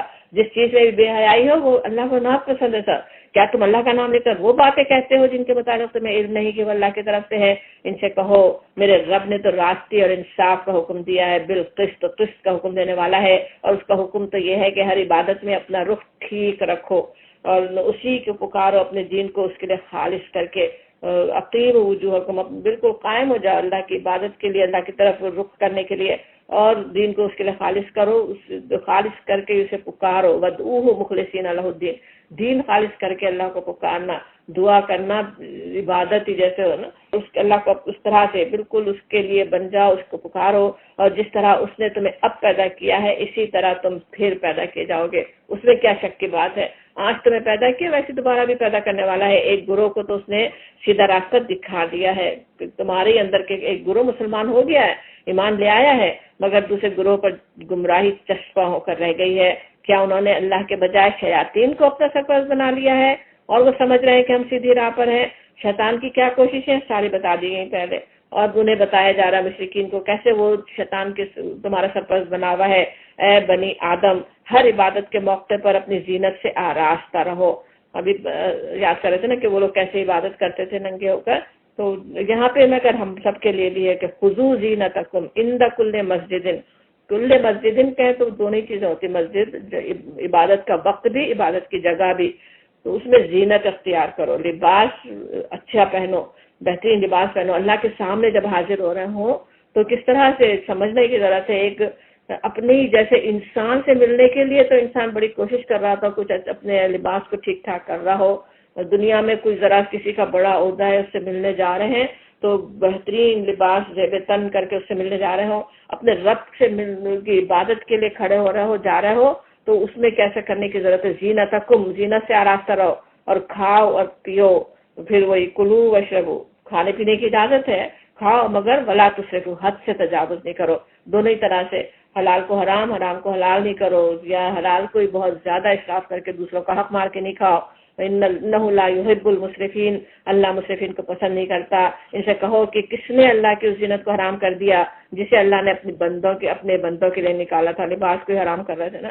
اور کس نے اللہ کی بخشی ہوئی پاک چیزیں ممنوع کر دی. کہو یہ ساری چیزیں دنیا کی زندگی میں بھی ایمان لانے والوں کے لیے، اللہ نے تو پیدا کیا ایمان لانے والوں کے لیے، دنیا میں بھی چاہے وہ کھانے پینے کی چیزیں ہوں، پہننے اوڑھنے کی چیزیں ہوں، ساری نعمتیں، اور قیامت کے روز تو خالصتاً ان کے لیے ہوں گی. کیسے اللہ کی رحمت ہے اپنے بندوں پہ. اور اس طرح ہم اپنی باتیں صاف صاف بیان کرتے ہیں ان لوگوں کے لیے جو علم رکھنے والے ہیں. ان سے کہو میرے رب نے جو چیزیں حرام کی ہیں وہ تو یہ ہیں. تم لباس کو حرام کر رہے ہو؟ نہیں، یہ نہیں ہے. حرام کیا ہے؟ الفواحش ما ظہر منہا و بطنا والاثم، جو فواحش جو ظاہر میں ہو جو یا چھپے ہوئے. اب اس کی تشریح ہم اچھی طرح پیچھے سمجھ بھی چکے، اور گناہ کی بھی. بل بغیا، اور حق کے خلاف زیادتی ہر طرح کی. جیسا حق ہے جو اللہ نے حق دیا اس کے چلے، اس میں کوئی چیز بڑھائے گھٹانا بڑھانا سبھی چیز جاتی ہے. اور یہ کہ اللہ کے ساتھ تم کسی کو شریک کرو، اس سے اللہ نے منع کیا جس کے لیے اس نے کوئی سرحد نازل نہیں کی. اور یہ کہ اللہ کے نام پر کوئی ایسی بات کہو جس کے متعلق تمہیں علم نہ ہو کہ وہ حقیقت میں اسی نے فرمائی ہے. یہ بھی بہت سمجھنے کی ضرورت ہے. آسانی سے انسان بول رہا ہوتا ہے یہ تو اللہ کا فرمان تو ایسا ہے، کچھ پتہ نہیں قرآن میں وہ بات ہے بھی کہ نہیں، نبی صلی اللہ علیہ وسلم نے بتائی ہو کہ یہ اللہ کا فرمان ہے. اس کے علاوہ کوئی بات اپنے آپ سے کہہ دینا، کسی پر زور ڈالنے کے لیے، اپنا پوائنٹ بنانے کے لیے بھی کہہ دینا کتنا برا ہے. وہ بات اللہ تعالیٰ نے جیسے منع کیا ان سے، یہ حرام ہے، جیسے آ رہا تھا نا یہ چیز حرام کی. اللہ نے ہر قوم کے لیے مہلت کی ایک مدت مقرر ہے. پھر جب کسی قوم کی مدت آن پوری ہوتی ہے تو ایک گھڑی بھر کی تاخیر و تقدیم نہیں ہوتی. مدت جو مقرر ہے ایسا نہیں کہ وہ کوئی سال کوئی تاریخ لکھی ہوئی. اللہ تعالیٰ کا ایک اپنا حساب ہے، کتنے مدت تک اس کو ہدایت دی جانی ہے، کب اس کے پاس پوری حجت پوری ہو چکی، کب تک اسے مہلت دی جائے دنیا میں کہ وہ پلٹ آئے اللہ کی طرف. وہ اللہ تعالیٰ کے پاس سب کا لکھا ہوا ہے ہر قوم کا. اور جب آ جائے تو پھر کوئی تاخیر کوئی تقدیم ذرا بھی ایک گھڑی بھی آگے پیچھے نہیں ہوتی. اور یہ کہ اے بنی آدم یاد رکھو اگر تمہارے پاس خود تمہیں میں سے ایسے رسول آئے جو تمہیں میری آیات سنا رہے ہوں تو جو کوئی نافرمانی سے بچے گا اور اپنے رویے کی اصلاح کرے گا اس کے لیے کسی خوف اور رنج کا موقع نہیں. حضرت آدم علیہ السلام کو بھی زمین پہ بھیجتے ہوئے یہی بات کہی گئی تھی نا، میری ہدایت آئے گی اسے پکڑ کے رکھنا، اور وہی ہر رسول کے کہا گیا، بنی آدم سے کہا گیا کہ ایسے آئیں گے رسول، اور جو مان لے رسولوں کی بات وہ تو ایسی جگہ ہوں گے جہاں کوئی خوف کوئی رن نہیں، اور جو لوگ ہماری آیات کو جھٹلانے کے مقابلے میں سرکشی برتیں گے وہی اصحاب النار ہے جس میں وہ ہمیشہ رہیں گے۔ فمن اظلم ممن افترى علی اللہ کذبا، ظاہر ہے کہ اس سے بڑا ظالم اور کون ہوگا جو بالکل جھوٹی باتیں گھڑ کر اللہ کی طرف منسوخ کرے یا اللہ کی سچی آیات کو جھٹلائے۔ ایسے لوگ اپنے نوشتہ تقدیر کے مطابق اپنا حصہ پاتے رہیں گے یہاں تک کہ وہ گھڑی آ جائے جب ہمارے بھیجے ہوئے فرشتے ان کی روحیں قبض کرنے کے لیے پہنچیں گے۔ اس وقت وہ ان سے پوچھیں گے کہ بتاؤ اب کہاں ہیں تمہارے وہ معبود جن کو تم اللہ کے سوا پکارتے تھے؟ اب کس طرح سمجھ میں آتا ہے؟ اسی وقت سوال ہو رہا ہو۔ ابھی جب روحیں لینے آئے ہیں سامنے لوگ بیٹھے انہیں نہیں پتہ چل رہا کچھ، لیکن فرشتے روح لینے آئے ہیں اور اسی وقت سوال جواب بھی ہو رہا ہے۔ وہ کہیں گے کہ ہم سے گم ہو گئے، اور وہ خود اپنے خلاف گواہی دیں گے کہ ہم تھے کافر منکر حق تھے۔ اللہ فرمائے گا کہ جاؤ تم بھی اسی جہنم میں چلے جاؤ جس سے پہلے گزرے ہوئے گروہ ہے جن نے انس جا چکے ہیں۔ اب سوچے کتنا خوفناک ویسے آیت لگتی ہے۔ اسی وقت ابھی فرشتے لے رہے ہیں روح اور اس وقت کہہ رہے ہیں کہ جاؤ، اور وہ چاہے جہنم میں، اصلی جہنم میں جانا تو اس وقت ہے لیکن وہ جہنم ہی ہے، وہ بھی قبر بھی جہنم کا ایک گڑھ ہی ہو کہ وہاں پہ بس ان کو بھیج دیا جائے۔ ہر گروہ جب جہنم میں داخل ہوگا تو اپنے پیش رو گروہ پر لعنت کرتا ہوا داخل ہوگا۔ آج تو اپنے آبا کی بات کو چھوڑنا نہیں ہے، جو ہمارے باپ دادا کا طریقہ تھا اسے چھوڑنا نہیں ہے۔ اس وقت انہی پہ لعنت بھیج رہے ہوں گے، حتیٰ کہ جب سب وہاں جمع ہو جائیں گے تو ہر بات والا گروہ پہلے گروہ کے حق میں کہے گا اے رب یہ لوگ تھے جنہوں نے ہم کو گمراہ کیا، لہٰذا انہیں آپ کا دوہرا عذاب دے۔ جواب میں ارشاد ہوگا ہر ایک کے لیے دوہرا ہی عذاب ہے مگر تم جانتے نہیں ہو، تم بہکے ان سے، تم نے دوسروں کو بہکایا، تمہارے بھی دوہرا عذاب ہے۔ اور پہلا گروہ دوسرے گروہ سے کہے گا تم کو کون سی ہم پہ فضیلت حاصل تھی، تم بھی ویسے ہی تھے، تم خود بہکنا چاہتے تھے اس لیے بہکے، اب اپنی کمائی کے نتیجے میں عذاب کا مزہ چکھو۔ یقین جانو کہ جن لوگوں نے ہماری آیات کو جھٹلایا ہے اور ان کے مقابلے میں سرکشی کی ہے ان کے لیے آسمان کے دروازے ہرگز نہیں کھولے جائیں گے۔ نبی صلی اللہ علیہ وسلم کی حدیث بھی یاد آتی ہے نا، کس طرح آپ نے تفصیل سے فرمایا کہ روحیں اوپر جاتی ہیں اور نیک شخص کے لیے تو دروازے کھل رہے ہوتے ہیں، اور جو نافرمان ہو ان کے لیے جیسے دروازے کھلے نہیں اور وہ روح بھٹکنے کے لیے چھوڑ دی جائے۔ اور یہاں بھی کہا جا رہا ہے آسمان کے دروازے ہرگز نہیں کھولے جائیں گے، اور ان کے لیے جنت میں جانا اتنا ہی ناممکن ہے جتنا سوئی کے ناکے سے اونٹ کا گزرنا۔ اب ظاہر ہے وہ گزر نہیں سکتی، محاورہ ہی ہے ویسے ہے، لیکن حقیقت بھی یہی ہے نا کہ سوئی کے ناکے سے اونٹ گزر ہی نہیں سکتا، تو بالکل اتنا ناممکن ہے جنت میں جانا۔ کس کا؟ جو کذبوا بآیاتنا واستکبروا عنہا، جنہوں نے اللہ کی آیات کو جھٹلایا اور اس کے مقابلے میں تکبر کیا۔ اس کے مقابلے میں تکبر کیا ہوتا ہے؟ اپنی اوپینین زیادہ عزیز تھی، اپنی رائے زیادہ عزیز تھی، کہ جو ہم چلتے آ رہے ہیں، جو ہم کام کر رہے ہیں وہ زیادہ صحیح ہے، وہی ہم کریں گے، وہ تکبر ہے نا۔ اللہ کی آیات کے مقابلے میں ایسا تکبر جو کرے ان کے لیے ایک بات کہی جاتی ہے کہ وہ جنت میں ان کا داخلہ ناممکن ہے۔ مجرموں کو ہمارے ہاں ایسا ہی بدلہ ملا کرتا ہے، ان کے لیے تو جہنم کا بچھونا ہوگا، لہم من جہنم مہاد ومن فوقہم غواش، اوپر بھی جہنم ہی ان کا اوڑھنا بھی ہوگا، ان کے اوپر بھی جہنم۔ اللہ تعالیٰ اس سے پناہ میں رکھے۔ اللہم انا اعوذ بک من النار وکذالک نجزی الظالمین، یہ وہ جزا ہے جو ہم ظالموں کو دیا کرتے ہیں۔ اور اس کے مقابلے میں والذین آمنوا وعملوا الصالحات، جو ایمان لائے جنہوں نے نیک کام کیے، اس باب میں ہم ہر ایک کو اس کی استطاعت کے مطابق ذمہ دار ٹھہراتے ہیں۔ لا نکلف نفسا الا وسعها، جتنی اس میں وسعت تھی اللہ تعالیٰ جانتا تھا، کسی نے پوری کوشش کی، کتنی اس سے نیکیاں ہوئی اللہ تعالیٰ جانتا تھا اس میں کتنی وسعت تھی، اسی کے مطابق معاملہ ہونے والا ہے۔ اولئک اصحاب الجنہ، جس نے بھی جو ایمان لائے نیک اعمال کی کوشش کرتے رہے، نیک اعمال کرتے رہے، وہ اصحاب الجنہ ہے اور وہ اس میں ہمیشہ رہیں گے۔ اور ایک اور خوشخبری یہاں پہ دی جاتی کہ وَنَزَعْنَا مَا فِي صُدُورِهِم مِّن غِلٍّ، کہ ان کے دلوں میں جو کچھ کدورت ہوگی ہم اسے نکال دیں گے۔ دنیا میں تو ہو سکتا ہے نا کچھ، دو بہت ہی نیک ہی لوگ ہیں، دونوں ہی اللہ سے محبت کرنے والے ہیں، لیکن ایک ہی جیسے کام دنیا میں کر رہے ہوتے، کبھی اس کی وجہ سے کچھ کشمکش دل میں آ جائے، یا غلطیاں بھی انسان کرتے ہیں اس کی وجہ سے کچھ دل میں رنجش آ جائے، وہ اللہ تعالیٰ وہاں پہ ساری صاف کر دے گا۔ ایسا نہیں ہوگا کہ وہاں جن سے دنیا میں دل اتنا صاف نہیں تھا وہاں انہیں انعامات پاتے ہوئے دیکھ کے تکلیف ہو، نہیں، دل صاف ہو چکے گا، وہاں پہ داخل ہونے سے پہلے ہی ساری قدرت اللہ تعالیٰ خود دلوں سے نکال دے گا۔ اور ان کے نیچے نہریں بہتی ہوں گی، اور وہ کہیں گے وقال الحمدللہ الذی ہدانا لہذا، اللہ کی تعریف ہی کر رہے ہوں گے، اس اللہ نے ہدایت دی، جنت تک پہنچنے کی ہدایت اللہ نے ہمیں دے دی، راستہ دکھا دیا، انگلی پکڑ کے جیسے جنت میں اللہ نے ہمیں داخل کر دیا، اس کے لیے تعریف زبان پہ ہے الحمدللہ وما کننا لنہتدی، ہم تو خود راہ نہ پا سکتے تھے، کس طرح اللہ کے نیک بندے، یہ سب ان کے زبان پہ ہوگا نا، یہ نہیں سوچ رہے ہوں گے او ہم نے تو ایسا کام کیا اتنے بہترین، ہم تو ہدایت یافتہ تھے، اللہ کی توفیق سے ہوا۔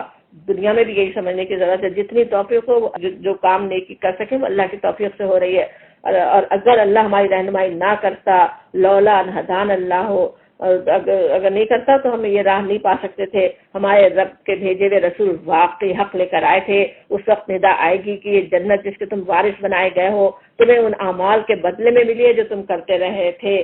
بندے تو یہ کہہ رہے ہیں اللہ کی ہدایت سے ہم پہنچے، اللہ تعالیٰ کیا فرما رہا ہے تمہارے اعمال کا بدلہ ہے۔ دو چیزیں سمجھ میں آتی جب یہ بات یاد دلائی جا رہی ہو، ایک تو یہ کہ وہاں پہ اللہ تعالیٰ کتنی زیادہ خوشی ہوگی نا اس کا نتیجہ دیکھ کر، اپنی کمائی سے جو چیز ملے، اپنی کوشش سے ملے تو وہ کتنی دنیا میں بھی ہمیں پسند آتی ہے نا، ایک چیز جو ہم نے خود سے کوشش کر کے حاصل کی ہو، ایک تو وہ بات ہے، دوسری آج ہی کوشش کرنے کی ضرورت ہے، عمل پہ نظر رکھنے کی ضرورت ہے کہ اس عمل کے ذریعے سے تم عمل کرنے کی وجہ سے تم یہاں پہنچے ہو۔ اللہ تعالیٰ فرمائے گا پھر یہ لوگ جنت کے لوگ دوزخ والوں سے پکار کر کہیں گے ہم نے ان سارے وعدوں کو ٹھیک پا لیا جو ہمارے رب نے ہم سے کیے تھے، کیا تم نے بھی ان وعدوں کو ٹھیک پایا جو تمہارے رب نے کیے تھے؟ وہ جواب دیں گے ہاں۔ تب ایک پکارنے والا ان کے درمیان پکارے گا کہ اللہ کی لعنت ان ظالموں پر جو اللہ کے راستے سے لوگوں کو روکتے اور اسے ٹیڑھا کرنا چاہتے تھے اور آخرت کے منکر تھے، آخرت کو مانتے نہیں تھے۔ وہ جنت دوزخ کے کہاں ہوگی، لیکن وہاں سے وہ بات کر سکیں گے، جواب لے سکیں گے، دونوں گروہوں کے درمیان ایک اوٹ حائل ہوگی، بینہما حجاب کہا جاتا ہے، حجاب ہے، وعلی الاعراف اور اس کی بلندیوں پر، اعراف پہ رجال کچھ لوگ ہوں گے، یہ ہر ایک کو پہچان لیں گے، کلم بسیماہم چہروں سے پہچانے جا رہے ہوں گے نا کون جنتی ہے کون نہیں، اور جنت والوں سے پکار کر کہیں گے کہ سلام علیکم، سلامتی ہو تم پر، یہ لوگ لم یدخلوها وهم یطمعون، وہ داخل نہیں ہوئے اس میں لیکن اس کی طمع رکھتے ہیں، اور جب ان کی نگاہیں دوزخ کی طرف والوں کی طرف پھریں گی تو کہیں گے اے ہمارے رب ہمیں ان ظالم لوگوں میں شامل نہ کیجیے۔ پھر یہ اعراف کے لوگ دوزخ کی چند بڑی بڑی شخصیتوں کو ان کی علامتوں سے پہچان کر پکاریں گے کہ دیکھ لیا تم نے، آج نہ تمہارے جتھے تمہارے کسی کام آیا، نہ وہ ساز و سامان جن کو تم بڑی چیز سمجھتے تھے، کیا یہ لوگ، یہ اہل جنت وہی لوگ نہیں ہیں جن کے متعلق تم قسمیں کھا کھا کر کہتے تھے ان کو تو اللہ اپنی رحمت میں سے کچھ بھی نہ دے گا؟ آج انہی سے کہا گیا کہ داخل ہو جاؤ جنت میں، تمہارے لیے کوئی خوف ہے نہ رنج ہے۔ اب آراف کا سب جانتے بھی ہیں کیا مطلب یہاں پہ سمجھا جاتا رہا ہے، کوئی درمیانی جگہ ہے جہاں پہ کچھ لوگ ہوں گے جن کے اعمال اتنے نہیں ہیں کہ ابھی جنت میں جا سکیں، یا ایسے برے اعمال بھی نہیں ہیں کہ دوزخ میں جائیں۔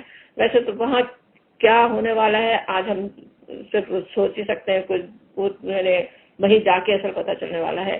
ایک اور تفسیر بھی ویسے اس کی ہے، وہ اس کے لیے بھی ان کے پاس بہت سی دلیلیں بھی ہیں اس قرآن ہی سے، کہ کیونکہ رجالن کا لفظ آ رہا ہے، رجال اکثر قرآن میں جہاں بھی آیا بہترین شخصیتوں کے لیے آتا ہے، اور اعراف بلندیوں کو کہتے ہیں نا، تو جیسے بلند مقام والے لوگ ہوں گے یہ جو پکار رہے ہوں گے، تو اور جس طرح سے وہ ڈانٹ ڈپٹ کر رہے ہیں اصحاب النار کو، اس سے بھی یہ لگتا ہے نا کہ وہ خود یعنی کامیاب ہو چکے ہیں، تو دوزخیوں سے اس طرح کہیں گے جو اصحاب النار سے وہ بات کر رہے ہیں۔ واللہ عالم، جو بھی ہو، اعراف پہ وہ لوگ ہوں جن کا بھی فیصلہ نہیں ہوا ہے، یا وہ لوگ ہوں جو رجال ہیں، جو اللہ تعالیٰ کے محبوب بندے ہیں، جو پہلے ہی بلندیوں پہ پہنچ چکے ہیں، وہ دونوں سے بات کر رہے ہوں، ایک طرف جنت میں جانے والوں سے اور ایک طرف دوزخ میں جانے والوں سے، اور دوزخ کے لوگ جنت والوں کو پکاریں گے کہ کچھ تھوڑا سا پانی ہم پر ڈال دو، یا جو رزق اللہ نے تمہیں دیا ہے اسی میں سے کچھ پھینک دو۔ وہ جواب دیں گے کہ اللہ نے یہ دونوں چیزیں ان منکرین حق پر حرام کر دی ہے، جنہوں نے اپنے دین کو کھیل اور تفریح بنا لیا تھا، اور جنہیں دنیا کی زندگی نے فریب میں مبتلا کر رکھا تھا۔ دنیا میں تو بڑے فریب میں آئے ہوئے ہوتا ہے نا انسان دنیا کے، وہاں کیا حال ہوگا اس کا سوچ لیں، اللہ نے یہ نقشے ہمارے سامنے رکھ دیے، وہاں کیا ہو رہا ہوگا اس کی وہی دیکھ کر یہاں اپنے آپ کو انسان بچا لے، دنیا کے فتنے میں نہ آئے۔ اللہ فرماتا ہے کہ آج ہم بھی انہیں اسی طرح بلا دیں گے جس طرح وہ اس دن کی ملاقات کو بھولے رہے اور ہماری آیتوں کا انکار کرتے رہے۔ ہم ان لوگوں کے پاس ایک ایسی کتاب لے آئے ہیں جس کو ہم نے علم کی بنا پر مفصل بنایا ہے، اور جو ایمان لانے والوں کے لیے ہدایت اور رحمت ہے۔ اب کیا یہ لوگ اس کے سوا کسی اور بات کے منتظر ہیں کہ وہ انجام سامنے آ جائے جس کی کتاب خبر دے رہی ہے؟ اللہ تعالیٰ ہدایت دے رہا ہے، اتنی بہترین کتاب آئی ہے، وہ نہیں مانتے کہ عذاب کا انتظار کر رہے ہو، عذاب آ جائے؟ اور جس روز وہ انجام سامنے آ گیا تو وہی لوگ جنہوں نے اسے نظر انداز کر دیا تھا کہیں گے کہ واقعی ہمارے رب کے رسول حق لے کر آئے تھے، پھر کیا اب ہمیں کچھ سفارشی ملیں گے جو ہمارے حق میں سفارش کریں؟ انسانوں کا یہ ہوتا ہے، اپنے اعمال پہ بھروسہ کرنے کے بجائے سفارشیوں کی فکر ہوتی ہے۔ دنیا میں بھی اکثر یہی ہو رہا ہوتا ہے، ان کا بھی یہی تھا، مشرکین مکہ کا بھی، جیسے سفارش مل جائے گی، فرشتوں کی سفارش مل جائے گی، یہ دیویاں فرشتوں کے نام کی بنائی ہوئی ہیں، ان کی پوجا کر لیں اور فرشتے بچا لیں گے آخرت میں۔ وہاں بھی وہ انتظار کر رہے ہوں گے، صرف عمل پہ اللہ تعالیٰ بار بار فرماتے عمل ہے جو لے جانے والا ہے وہاں پہ، اور یا ہمیں دوبارہ واپس ہی بھیج دیا جائے تاکہ جو کچھ ہم پہلے کرتے تھے اس کے بجائے اب دوسرے طریقے پر کام کر کے دکھائیں۔ انہوں نے اپنے آپ کو خسارے میں ڈال دیا، قد خسروا انفسهم، اور وہ سارے جھوٹ جو انہوں نے تصنیف کر رکھے تھے آج ان سے گم ہو گئے، یعنی اب تو کچھ نہیں کام آنے والا، جو ہونا تھا وہ کر لیا، انہوں نے جو خسارے میں ڈالنا تھا اپنے آپ کو ڈال لیا۔ در حقیقت تمہارا رب اللہ ہی ہے جس نے آسمان اور زمینوں کو 6 دنوں میں پیدا کیا، پھر اپنے تخت سلطنت پر جلوہ فرما ہوا، جو رات کو دن پر ڈھانک دیتا ہے اور پھر دن رات کے پیچھے دوڑا چلا آتا ہے۔ دن اور رات کا آنے میں بڑی نشانیاں ہیں اور اس کو کئی طرح سے کئی الفاظ بیان کیا جاتا ہے نا۔ یہاں پہ کہا جا رہا ہے کہ وَيَطْلُبُهُ حَثِيثًا، ایک دوسرے کے پیچھے جیسے دن اور رات، سورج اور چاند اور تارے پیدا کیے، سب اس کے فرمان کے تابع ہیں۔ مسخرات بِأَمْرِهِ، اللہ تعالیٰ کے حکم سے وہ مسخر ہیں۔ الا لہ الخلق والامر، اسی کی خلق ہے، خبردار رہو، اسی کے خلق ہے اور اسی کا امر ہے۔ تبارک اللہ رب العالمین، بڑا برکت ہے اللہ تعالیٰ رب العالمین، جو جہانوں کا رب ہے، برکت والا ہے، جو بے حد و حساب بھلائیاں خیرات اس کے ذات سے پھیل رہی ہیں۔ انتہائی بلند و بالا ہستی، بلند و برتر ہستی، جس کی رفعت کا اندازہ نہیں انسان آج کر سکتا، وہ ہے تبارک اللہ جہانوں کا پروردگار۔ ادعو، اس رب العالمین کو پکارو، ادعو ربکم، اس سے دعا کرو، اسے پکارو، اسی کو لیے دین کو خالص کرو۔ تضرعوا آتا ہے، دعا کیسے کرو؟ تضرع کے ساتھ، گڑ گڑا کر دعا کرنے کی نصیحت ہو رہی ہے۔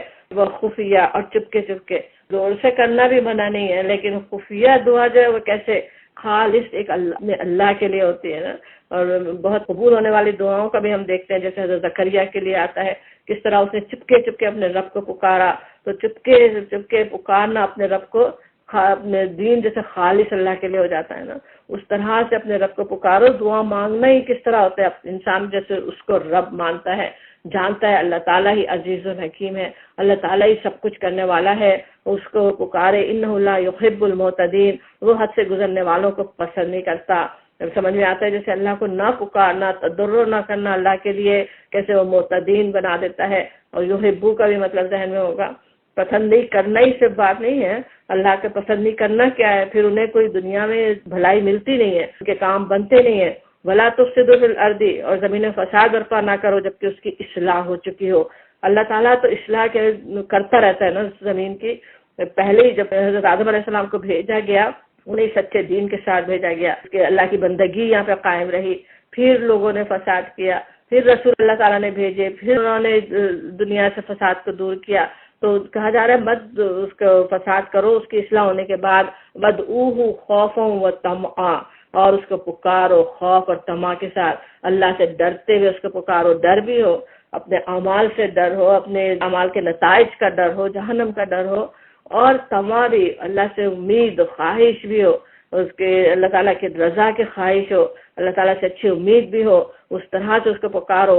ان رحمت اللہ قریب من المحسنین، کیسی بہترین خوشخبری یہاں پہ کہ اللہ کی رحمت قریبی ہے، آج چاہے بہت دور بھی لگ رہی ہو، حالات بہت خراب چلے آ رہے ہو، بڑے اندیشے ہمیں تنگ کر رہے ہوں، لیکن اللہ تعالیٰ فرماتا ہے رحمت اللہ قریب من المحسنین، مگر محسن بنو، احسان کی روش اختیار کرو، رحمت قریبی ہے، رحمت اللہ کی مل جائے گی۔ اور وہ اللہ ہی ہے جو ہواؤں کو اپنی رحمت کے آگے آگے خوشخبری لیے ہوئے بھیجتا ہے، پھر جب وہ پانی سے لدے ہوئے بادل اٹھا لیتی ہیں تو انہیں کسی مردہ سرزمین کی طرف حرکت دیتا ہے اور وہاں میہ برسا کر طرح طرح کے پھل نکال لاتا ہے۔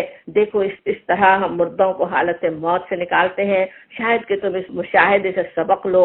اب یہاں اس کا بارش کا ذکر کس طرح اوپر جیسے رحمت اللہ کے قریب ہی ہے، کس طرح زمین سوکھی پڑی ہوئی ہو، قہر چلا آ رہا ہو، اچانک بادل خوشخبری لے کر آ جائیں، جل تھل زمین ہو جائے، اور جیسے اللہ تعالیٰ کی رحمت مل گئی. اور دوسرے بارش اور بادلوں کی تمثیل اکثر اس کی لی جاتی وحی کے لیے بھی، وہ بھی اللہ کی بڑی رحمت ہی ہے نا. جیسے انسانیت مردہ ہو رہی ہوتی ہے، لوگ اپنے اللہ کو بھول چکے ہوتے ہیں، زمین کو فساد سے بھر رہے ہوتے ہیں، اور اللہ کے رسول اللہ کی کتاب جب آتی ہے تو ویسی رحمت پھیل جاتی ہے. مردہ زمین جیسے پھل نکال لاتی ہے، ویسی اس مردہ انسانیت میں سے وہ بہترین انسانوں کے جوہر نکل آتے ہیں.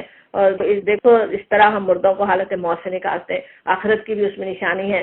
اسی طرح سے زمین جس طرح آج تم دیکھتے ہو مردہ زمین سے کیا کیا نکل گئے، حشرات الارض نکل کے چل رہے ہیں، سوکھی گھاس جو ہے وہ اس کی ہری ہری ہو گئی ہے، سوکھے بیج مردہ پڑے تھے ان سے پودے نکل آئے. وہ اسی طرح انسانوں کو بھی اللہ تعالیٰ نکالنے والا ہے. اور جو زمین اچھی ہوتی ہے وہ اپنے رب کے حکم سے خوب پھل پھول لاتی ہے. اب اس کو اگر وہی سے تشریح دے تو کس طرح جو زمین اچھی ہوتی ہے، جس کے دل اچھے ہوتے ہیں، جن کے جو قلب سلیم جن کے پاس ہوتا ہے، وہ کس طرح سے خیر لیتے ہیں، وہی سے خیر پھیلاتے ہیں دنیا میں. اور جو زمین خراب ہوتی ہے، جنہوں نے اپنے آپ کو بگاڑ لیا، اپنی روح کو انہوں نے آلودہ کر دیا، اس سے ناقص پیداوار کے سوا کچھ نہیں نکلتا. اس طرح ہم نشانیوں کو بار بار پیش کرتے. کئی طرح سے یہ بات اللہ تعالیٰ نے سمجھائی. لقوم یشکرون، ان لوگوں کے لیے جو شکر گزار ہونے والے ہیں. ہم نے نوح کو اس کی قوم کی طرف بھیجا. اب یہاں تاریخ سے نشانیاں دکھائی جا رہی ہیں، واقعات آ رہے ہیں انبیاء کرام کے. واقعات قرآن میں کئی جگہ پھیلے ہوئے ہیں.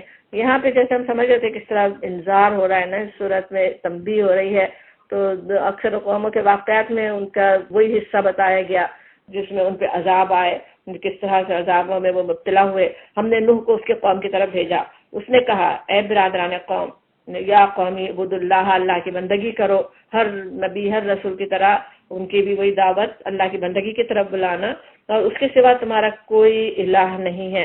میں تمہارے حق میں ایک ہولناک دن کے عذاب سے ڈرتا ہوں. پھر تنبیہ کرتے نا رسول کے اسی روش پہ چلتے رہے تو عذاب کی طرف جا رہے، عذاب آ جائے گا. اس کے قوم کے سرداروں نے جواب دیا، ملاؤ ہمیشہ مخالفت کرنے کے لیے کھڑے کون ہو جاتے، وہ سردار قوم کے جو بڑے بنے ہوئے ہیں، انہوں نے جواب دیا ہم کو تو یہ نظر آتا ہے کہ تم صریح گمراہی میں مبتلا ہو. نوح نے کہا اے برادران قوم، میں کسی گمراہی میں نہیں پڑا ہوا ہوں، بلکہ میں رب العالمین کا رسول ہوں. صاف صاف بات تو بتا رہے ہیں، تمہیں اپنے رب کے پیغامات پہنچاتا ہوں، تمہارا خیر خواہ ہوں. وَأَنصَحُ لَكُمْ وَأَعْلَمُ مِنَ اللَّهِ مَا لَا تَعْلَمُونَ، مجھے وہ جانتا ہوں، زیادہ جاننے والا ہوں جو تم نہیں جانتے، تمہیں نہیں معلوم. کیا تمہیں اس بات پر تعجب ہوا کہ تمہارے پاس خود تمہارے قوم کے ایک آدمی کے ذریعے سے تمہارے رب کی یاد دہانی آئی تاکہ تمہیں خبردار کرے اور تم غلط روی سے بچ جاؤ. وَلِتَتَّقُوا وَلَعَلَّكُمْ تُرْحَمُونَ، اور تم پر رحم کیا جائے. اور یہ واقعات میں کیسے کتنی ہے نا نصیحت. قریش کے لیے بالکل وہی حال تھا، انکار کر رہے ہیں، بالکل وہی باتیں ان کے سردار کر رہے ہیں. ان کو اس کہانی کے پیرائے میں بات سمجھائی جا رہی ہے، مگر انہوں نے اس کو جھٹلا دیا. یہ بھی سمجھ لیں، سن لیں، جھٹلانے کا کیا انجام ہوتا ہے اللہ کے رسول کو. آخرکار ہم نے اسے اور اس کے ساتھیوں کو ایک کشتی میں نجات دی اور ان لوگوں کو ڈبو دیا جنہوں نے ہماری آیات کو جھٹلایا تھا. یقیناً وہ اندھے لوگ تھے، کہا جاتا ہے قومن امیر. نظر نہیں آ رہا تھا، کتنے سمجھنے کی ضرورت تھی. کیسے اللہ کے عذاب کو دعوت دے رہے ہیں، ان کے سردار انہیں کس طرف لے جا رہے ہیں، لیکن قوم سمجھ ہی نہیں رہی. اور پھر ان کے بعد پوری تاریخ اس پہ چل رہی ہے نا، تو واقعات چل رہے ہیں. نوح علیہ السلام ہے جو پہلی قوم جس پر اللہ کا عذاب آیا، اور پھر ان کے بعد عاد، قوم عاد انہی کی اولاد سے پھر اٹھے. اور آج کی طرف ہم نے ہود کو بھیجا، انہوں نے بھی وہی دعوت دی، یا قوم اعبدوا اللہ، اللہ کی بندگی کرو. ما لکم من الہ غیرہ، اس کے سوا کوئی تمہارا الہ نہیں. افلا تتقون، کیا تم غلط کاری سے پرہیز کرو گے، تقوی نہیں کرو گے تم.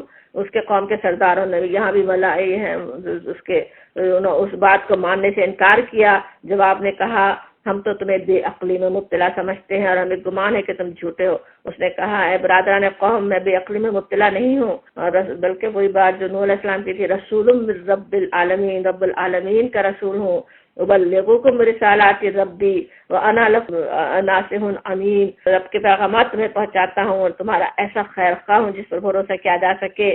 کیا تمہیں اس بات پر تعجب ہوا کہ تمہارے پاس اپنے قوم کے ایک آدمی کے ذریعے تمہارے رب کی یاد دہانی آئی تاکہ وہ تمہیں خبردار کرے، بھول نہ جاؤ کہ تمہارے رب نے نوح کے قوم کے بعد تم کو اس کا جانشین بنایا اور تمہیں خوب تنو بند کیا بس اللہ کے قدرت کے کرشموں کو یاد رکھو. فذکروا آلاء اللہ آلاء فبأی آلاء ربکما تکذبان، یاد ہوگا کہ اللہ کی جو قدرتیں ہیں اس کو یاد کرو. لعلکم تفلحون، شاید کہ تم فلاح پاؤ گے.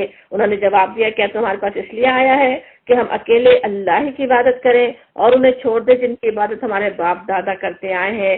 اچھا تو لیا وہ عذاب جس کی تو ہمیں دھمکی دیتا ہے اگر تو سچا ہے. اب اس واقعے میں بھی بالکل کس طرح ان کے قریش کی کہانی جیسے بیان ہو رہی ہو.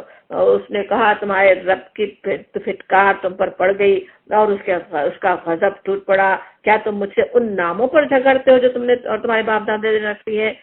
اللہ کے ساتھ جن کو شریک کر رہے ہو وہ کیا ہے؟ صرف نام ہے نا. اب جو انہوں نے لات و منات اور کیا کیا دیویوں کے نام رکھے بس نام ہے، اس کے پیچھے کچھ بھی تو نہیں ہے، کوئی چیز ہی نہیں ہے. مٹی سے خود ہی بیٹھ کے بت بنائے ہیں. بالکل اسی طرح انسانوں کا بھی کوئی اگر کچھ نام رکھ لے کہ فلاں مدد کرنے والا ہے یا فلاں بہت بڑا داتا ہے یا فلاں کچھ ہے، وہ بھی بس نام ہے، اس کے پیچھے کچھ بھی نہیں. کہ فی اسماء سمیتموہا انتم و آباؤکم، تم نے تمہارے باپ دادا نے بس نام رکھ دیے، اللہ نے کوئی سند نازل نہیں کی. اچھا تو تم بھی انتظار کرو، میں بھی تمہارے ساتھ انتظار کرتا ہوں. مانگ رہے تھے نا عذاب لا کے دکھاؤ، نبی اللہ کے کہہ دیتے ہیں اچھا انتظار کرو میں بھی کرتا ہوں، دیکھیں اللہ تعالیٰ کیا کرتا ہے. آخرکار ہم نے اپنی مہربانی سے ہود اور اس کے ساتھیوں کو بچا لیا اور ان لوگوں کی جڑ کاٹ دی. وقطعنا دابر الذین کذبوا بآیاتنا، اور وہ وما کانوا مؤمنین، وہ ایمان لانے والے ہی نہیں تھے. اور پھر ان کی اولاد میں سے اب اس میں سے جو بچتے ہیں بقیہ کچھ عرصے تک دنیا میں اصلاح جو چلتی ہے تو اللہ کی بندگی پہ قائم رہے. پھر وہ نسلیں کچھ گزرتی ہیں بھول جاتے ہیں، پھر انہیں جیسے دوسری نسل پھر اٹھی تو قوم سمود بھی اپنے زمانے میں خوب مشہور ہوئی. قوم عاد کے بھی ان کی طاقت، ان کا تن و من جیسے پیچھے بھی کہا گیا وہ تھے، اور قوم سمود کو بھی اللہ تعالیٰ نے کیسی کیسی صلاحیتیں دی تھی. اور ان کی اور نافرمانیاں کرنے والے تو وَإِلَىٰ ثَمُودَ أَخَاهُمْ صَالِحًا، اللہ تعالیٰ نے ان کے بھائی صالح کو ان کے طرف بھیجا اور ان کی بھی وہی دعوت یا قومی عبدوا اللہ، انہوں نے کہا مَا لَكُم مِّنْ إِلَٰهٍ غَيْرُهُ، اور اس کے سوا کوئی تمہارا الہ نہیں. تمہارے پاس تمہارے رب کی بینت آ گئی، بینتم من ربکم، کھلی دلیل آ گئی ہے، اللہ کی نصیحت آ گئی ہے. ہذہ ناقۃ اللہ، وہ کہتے ہیں یہ ہے اللہ کی اونٹنی تمہارے لیے ایک نشانی کے طور پہ. اب اونٹنی کس طرح سے آئی قرآن میں کہیں یہ نہیں لکھا ہوا ہے کہ کس طرح سے وہ آ گئی، چاہے وہ کوئی اونٹنی کو اشارہ کیا ہو کہ وہ اتنا کھانے اور پینے والی تھی کہ ایک ہی دن میں پورا کنویں کا کھا لے، پورا اس کو کھیت ان کے چرتی رہے، چراگاہیں چر لے، یا پھر خاص طور پہ اللہ نے پیدا کی. زیادہ امکان اس کا ہی نظر آتا نا کہ نشانی بننے کے لیے معجزے کے طور پر ہی وہ آئی. تو وہ انہوں نے کہا کہ یہ نشانی ہے، فَذَرُوهَا، اسے چھوڑ دو، اسے کھلا چھوڑنا پڑے گا. معجزہ مانگتے تو ہو، پھر آزمائش بھی کیسی آتی ہے معجزے کے ساتھ، وہ بتایا جا رہا ہے کہ اسے چھوڑ دو کہ وہ اللہ کی زمین میں چرتی پھرے. تاکل فی ارض اللہ، اور اس کو کسی برے ارادے سے ہاتھ نہ لگانا ورنہ ایک دردناک عذاب تمہیں آ لے گا. تنبیہ بھی پوری طرح کر دی گئی تھی. یاد کرو ہوگا جب اللہ نے قوم عاد کے بعد تمہیں اس کا جانشین بنایا اور تم کو زمین میں یہ منزلت بخشی کہ آج تم اس کے ہموار میدانوں میں عالی شان محل بناتے ہو اور اس کے پہاڑوں کو مکانات کی شکل میں تراشتے ہو. اتنی اللہ تعالیٰ نے تمہیں صلاحیتیں دی، آج یہ ترقی تمہیں عطا کی. فَاذْكُرُوا آلَاءَ اللَّهِ، پس اس کے قدرت کے کرشموں سے غافل نہ ہو، یاد کرو اللہ کے قدرت کو. وَلَا تَعْثَوْا فِي الْأَرْضِ مُفْسِدِينَ، اور زمین میں فساد برپا نہ کرو. اس کے قوم کے سرداروں نے جو بڑے بنے ہوئے تھے، الَّذِينَ اسْتَكْبَرُوا، استکبار کرنے والے جو تھے سردار، انہوں نے کہا کمزور طبقے کے ان لوگوں سے جو ایمان لے آئے تھے، ایمان لانے میں وہ آگے بڑھتے نا، وہی ہو رہا تھا مکے میں بھی. تو انہوں نے کیا پوچھا کیا تم واقعی جانتے ہو کہ صالح اپنے رب کا پیغمبر ہے؟ انہوں نے جواب دیا بے شک جس پیغام کے ساتھ وہ بھیجا گیا ہے اسے ہم مانتے ہیں.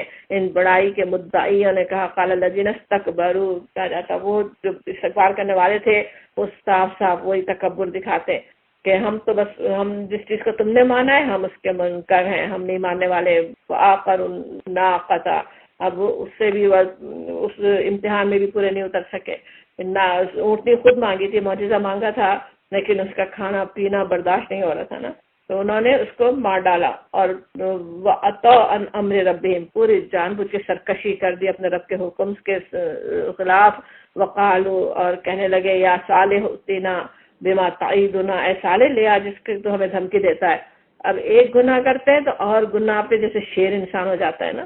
پہلے تو ڈر رہے تھے، کافی عرصہ برداشت کیا تھا اونٹنی کو، لیکن اب کاٹنے کی ہمت، اس کو مارنے کی ہمت ہو گئی، تو اب سالے سے بھی کہتے ہیں، مارتے عذاب آتا ہوا ان کو نظر نہیں آیا نا اس وقت، تو کہتے ہیں کہ لیا وہ عذاب جو جسے تو ہمیں دھمکی دیتا ہے، اگر تو واقعی پیغمبروں میں سے ہے، آخر کار ایک دہلا دینے والی آفت نے انہیں آ لیا۔ دوسری جگہ ہمیں پتہ چلتا ہے نا کس طرح انہیں 3 دن کی مہلت ملی تھی، لیکن اس سے بھی انہوں نے فائدہ نہیں اٹھایا، اور ان پہ اللہ تعالیٰ نے فَأَخَذَتْهُمُ الرَّجْفَةُ نے انہیں آ لیا، کسی دہلا دینے والی جیسے زلزلہ آواز، اور وہ اپنے گھروں میں اوندھے پڑے رہ گئے۔ اتنے مضبوط گھر بنائے ہوئے تھے پہاڑوں کے اندر، سمجھ رہے تھے کوئی آندھی طوفان بھی آئے گا جیسے قوم عاد پر آیا تھا، تو ہمیں تو کچھ نہیں ہونے والا۔ اللہ تعالیٰ نے ایسا عذاب بھیجا، ایسی کڑک بھیجی، وہ آواز تو کیسی اور زیادہ پہاڑوں میں گونجتی ہے، وہ پڑے رہ گئے، اور سالے یہ کہتا ہوا ان کی بستیوں سے نکل گیا کہ اے میری قوم، میں نے اپنے رب کا پیغام تجھے پہنچا دیا، اور میں نے تیری بہت خیر خواہی کی، مگر کیا کروں، تجھے اپنے خیر خواہی پسند نہیں۔ اب کیسی حسرت نظر آتی نا اللہ کے رسول کے فرمان میں، اپنی قوم کو اتنی ہدایت دینا چاہتے تھے مگر ان کو وہ ہدایت دینے والی پسند نہیں تھے، اور لوط کو ہم نے پیغمبر بنا کر بھیجا۔ پھر یاد کرو جب اس نے اپنے قوم سے کہا، کیا تم ایسے بے حیا ہو گئے ہو کہ وہ فحش کام کرتے ہو جو تم سے پہلے دنیا میں کسی نے نہیں کیا؟ اب انتہائی برا فحاشی کا جو کام کر رہے تھے اسی پر وہ پہلے ٹوکتے ہیں لوط علیہ السلام، کہ اس سے پہلے بھی ویسے تو تاریخ سے پتہ چلتا رہا بھی ہے، لیکن اس طرح پوری قوم ایسے اعلیٰ اعلان کر رہی ہے ایسا کبھی بھی نہیں ہوا ہوگا۔ تو اس سے وہ کہتے ہیں کہ وہ کام کرتے ہو جس سے پہلے دنیا میں کسی نے نہیں کیا، کیا تم عورتوں کو چھوڑ کر مردوں سے اپنی خواہش پوری کرتے ہو؟ حقیقت یہ ہے کہ تم بالکل ہی حد سے گزر جانے والے لوگ ہو، قوم مسرفون ہو۔ مگر اس کے قوم کا جواب اس کے سوا کچھ نہ تھا کہ نکالو ان لوگوں کو اپنی بستیوں سے، بڑے پاک باز بنتے ہیں۔ گناہ دیکھیں، ایک تو گناہ سمجھ کے کریں تو پھر بھی پلٹنے کے امکانات ہوتے ہیں نا، ایک گناہ اتنے دھڑلے سے کر رہے ہوں، اور بالکل وہی صورت آج بھی نظر آتی ہے نا کہ اس کو ماننے کو تیار نہیں کہ وہ گناہ ہے، اس کو پروموٹ کر رہے ہوں اور اس کے حقوق پہ حقوق مانگ رہے ہوں، اور اس کو بلکہ پھیلانے کی کوشش کر رہے ہوں اس چیز کو۔ اور وہی ان کا حال تھا قوم لوط کا، کہ وہ جو ان کو ٹوک رہا ہے انہی کو کہتے ہیں کہ نکال دو ان کو، عزت کرنے کے بجائے کہ کم از کم وہ نیک لوگ ہیں، کوئی نیکی کی بات کر رہے ہیں، ان سے شرم حیا محسوس ہو، بالکل بے حیا جیسے ہو چکے تھے، انہی کو نکالنے کی بات کرتے ہیں۔ آخرکار ہم نے لوط اور اس کے گھر والوں کو، سوائے اس کی بیوی کے، اللہ آتا ہو بھی ہمیشہ آتا ہے کہ اس کی نبی کی رسول کی بیوی ہونے کے باوجود وہ بچ نہیں سکی عذاب سے، اور وہ پیچھے رہ جانے والوں میں سے تھی، اس پر بھی عذاب آیا کیونکہ قوم کے ساتھ تھا، اس کا دل قوم کے ساتھ تھی اپنے، اور ان کے لوط علیہ السلام کو اللہ تعالیٰ نے بچا کر نکال دیا، اور اس قوم پر برسائی ایک بارش۔ دوسری جگہ اس سے پتہ چلتا نا وہ بارش کیسی، پتھروں کی بارش تھی۔ پھر دیکھو کہ ان مجرموں کا کیا انجام ہوا۔ اور مدین والوں کی طرف ہم نے ان کے بھائی شعیب کو بھیجا، اس نے کہا، اے برادران قوم، اللہ کی بندگی کرو، مالکم من الہ غیرہ، اس کے سوا کوئی الہ نہیں، قد جاءتکم بینۃ من ربکم، آ گئی تمہارے پاس رب کی طرف سے رہنمائی، لہذا وزن اور پیمانے پورے کرو، اور لوگوں کو ان کی چیز میں گھاٹا نہ دو۔ اب یہ ان کی تجارت خوب چمک رہی تھی۔ اہل مدین جو تھے وہ مدیان بن ابراہیم کی اولاد تھے، مدیان ان کی دوسری بیوی قطورہ سے تھے، تو ان کی جو اولادیں جو بچی وہ جگہ بھی پھر مدین کہلائی۔ تو وہاں پہ اللہ تعالیٰ نے ان کے اخاہم آتا نا، انہیں کے بھائی انہیں میں سے تھے، شعیب علیہ السلام کو بھیجا، اور تجارتیں ان کے خوب چمک رہی تھی، اور اس میں پھر وہ خوب بے ایمانیاں کر رہے تھے۔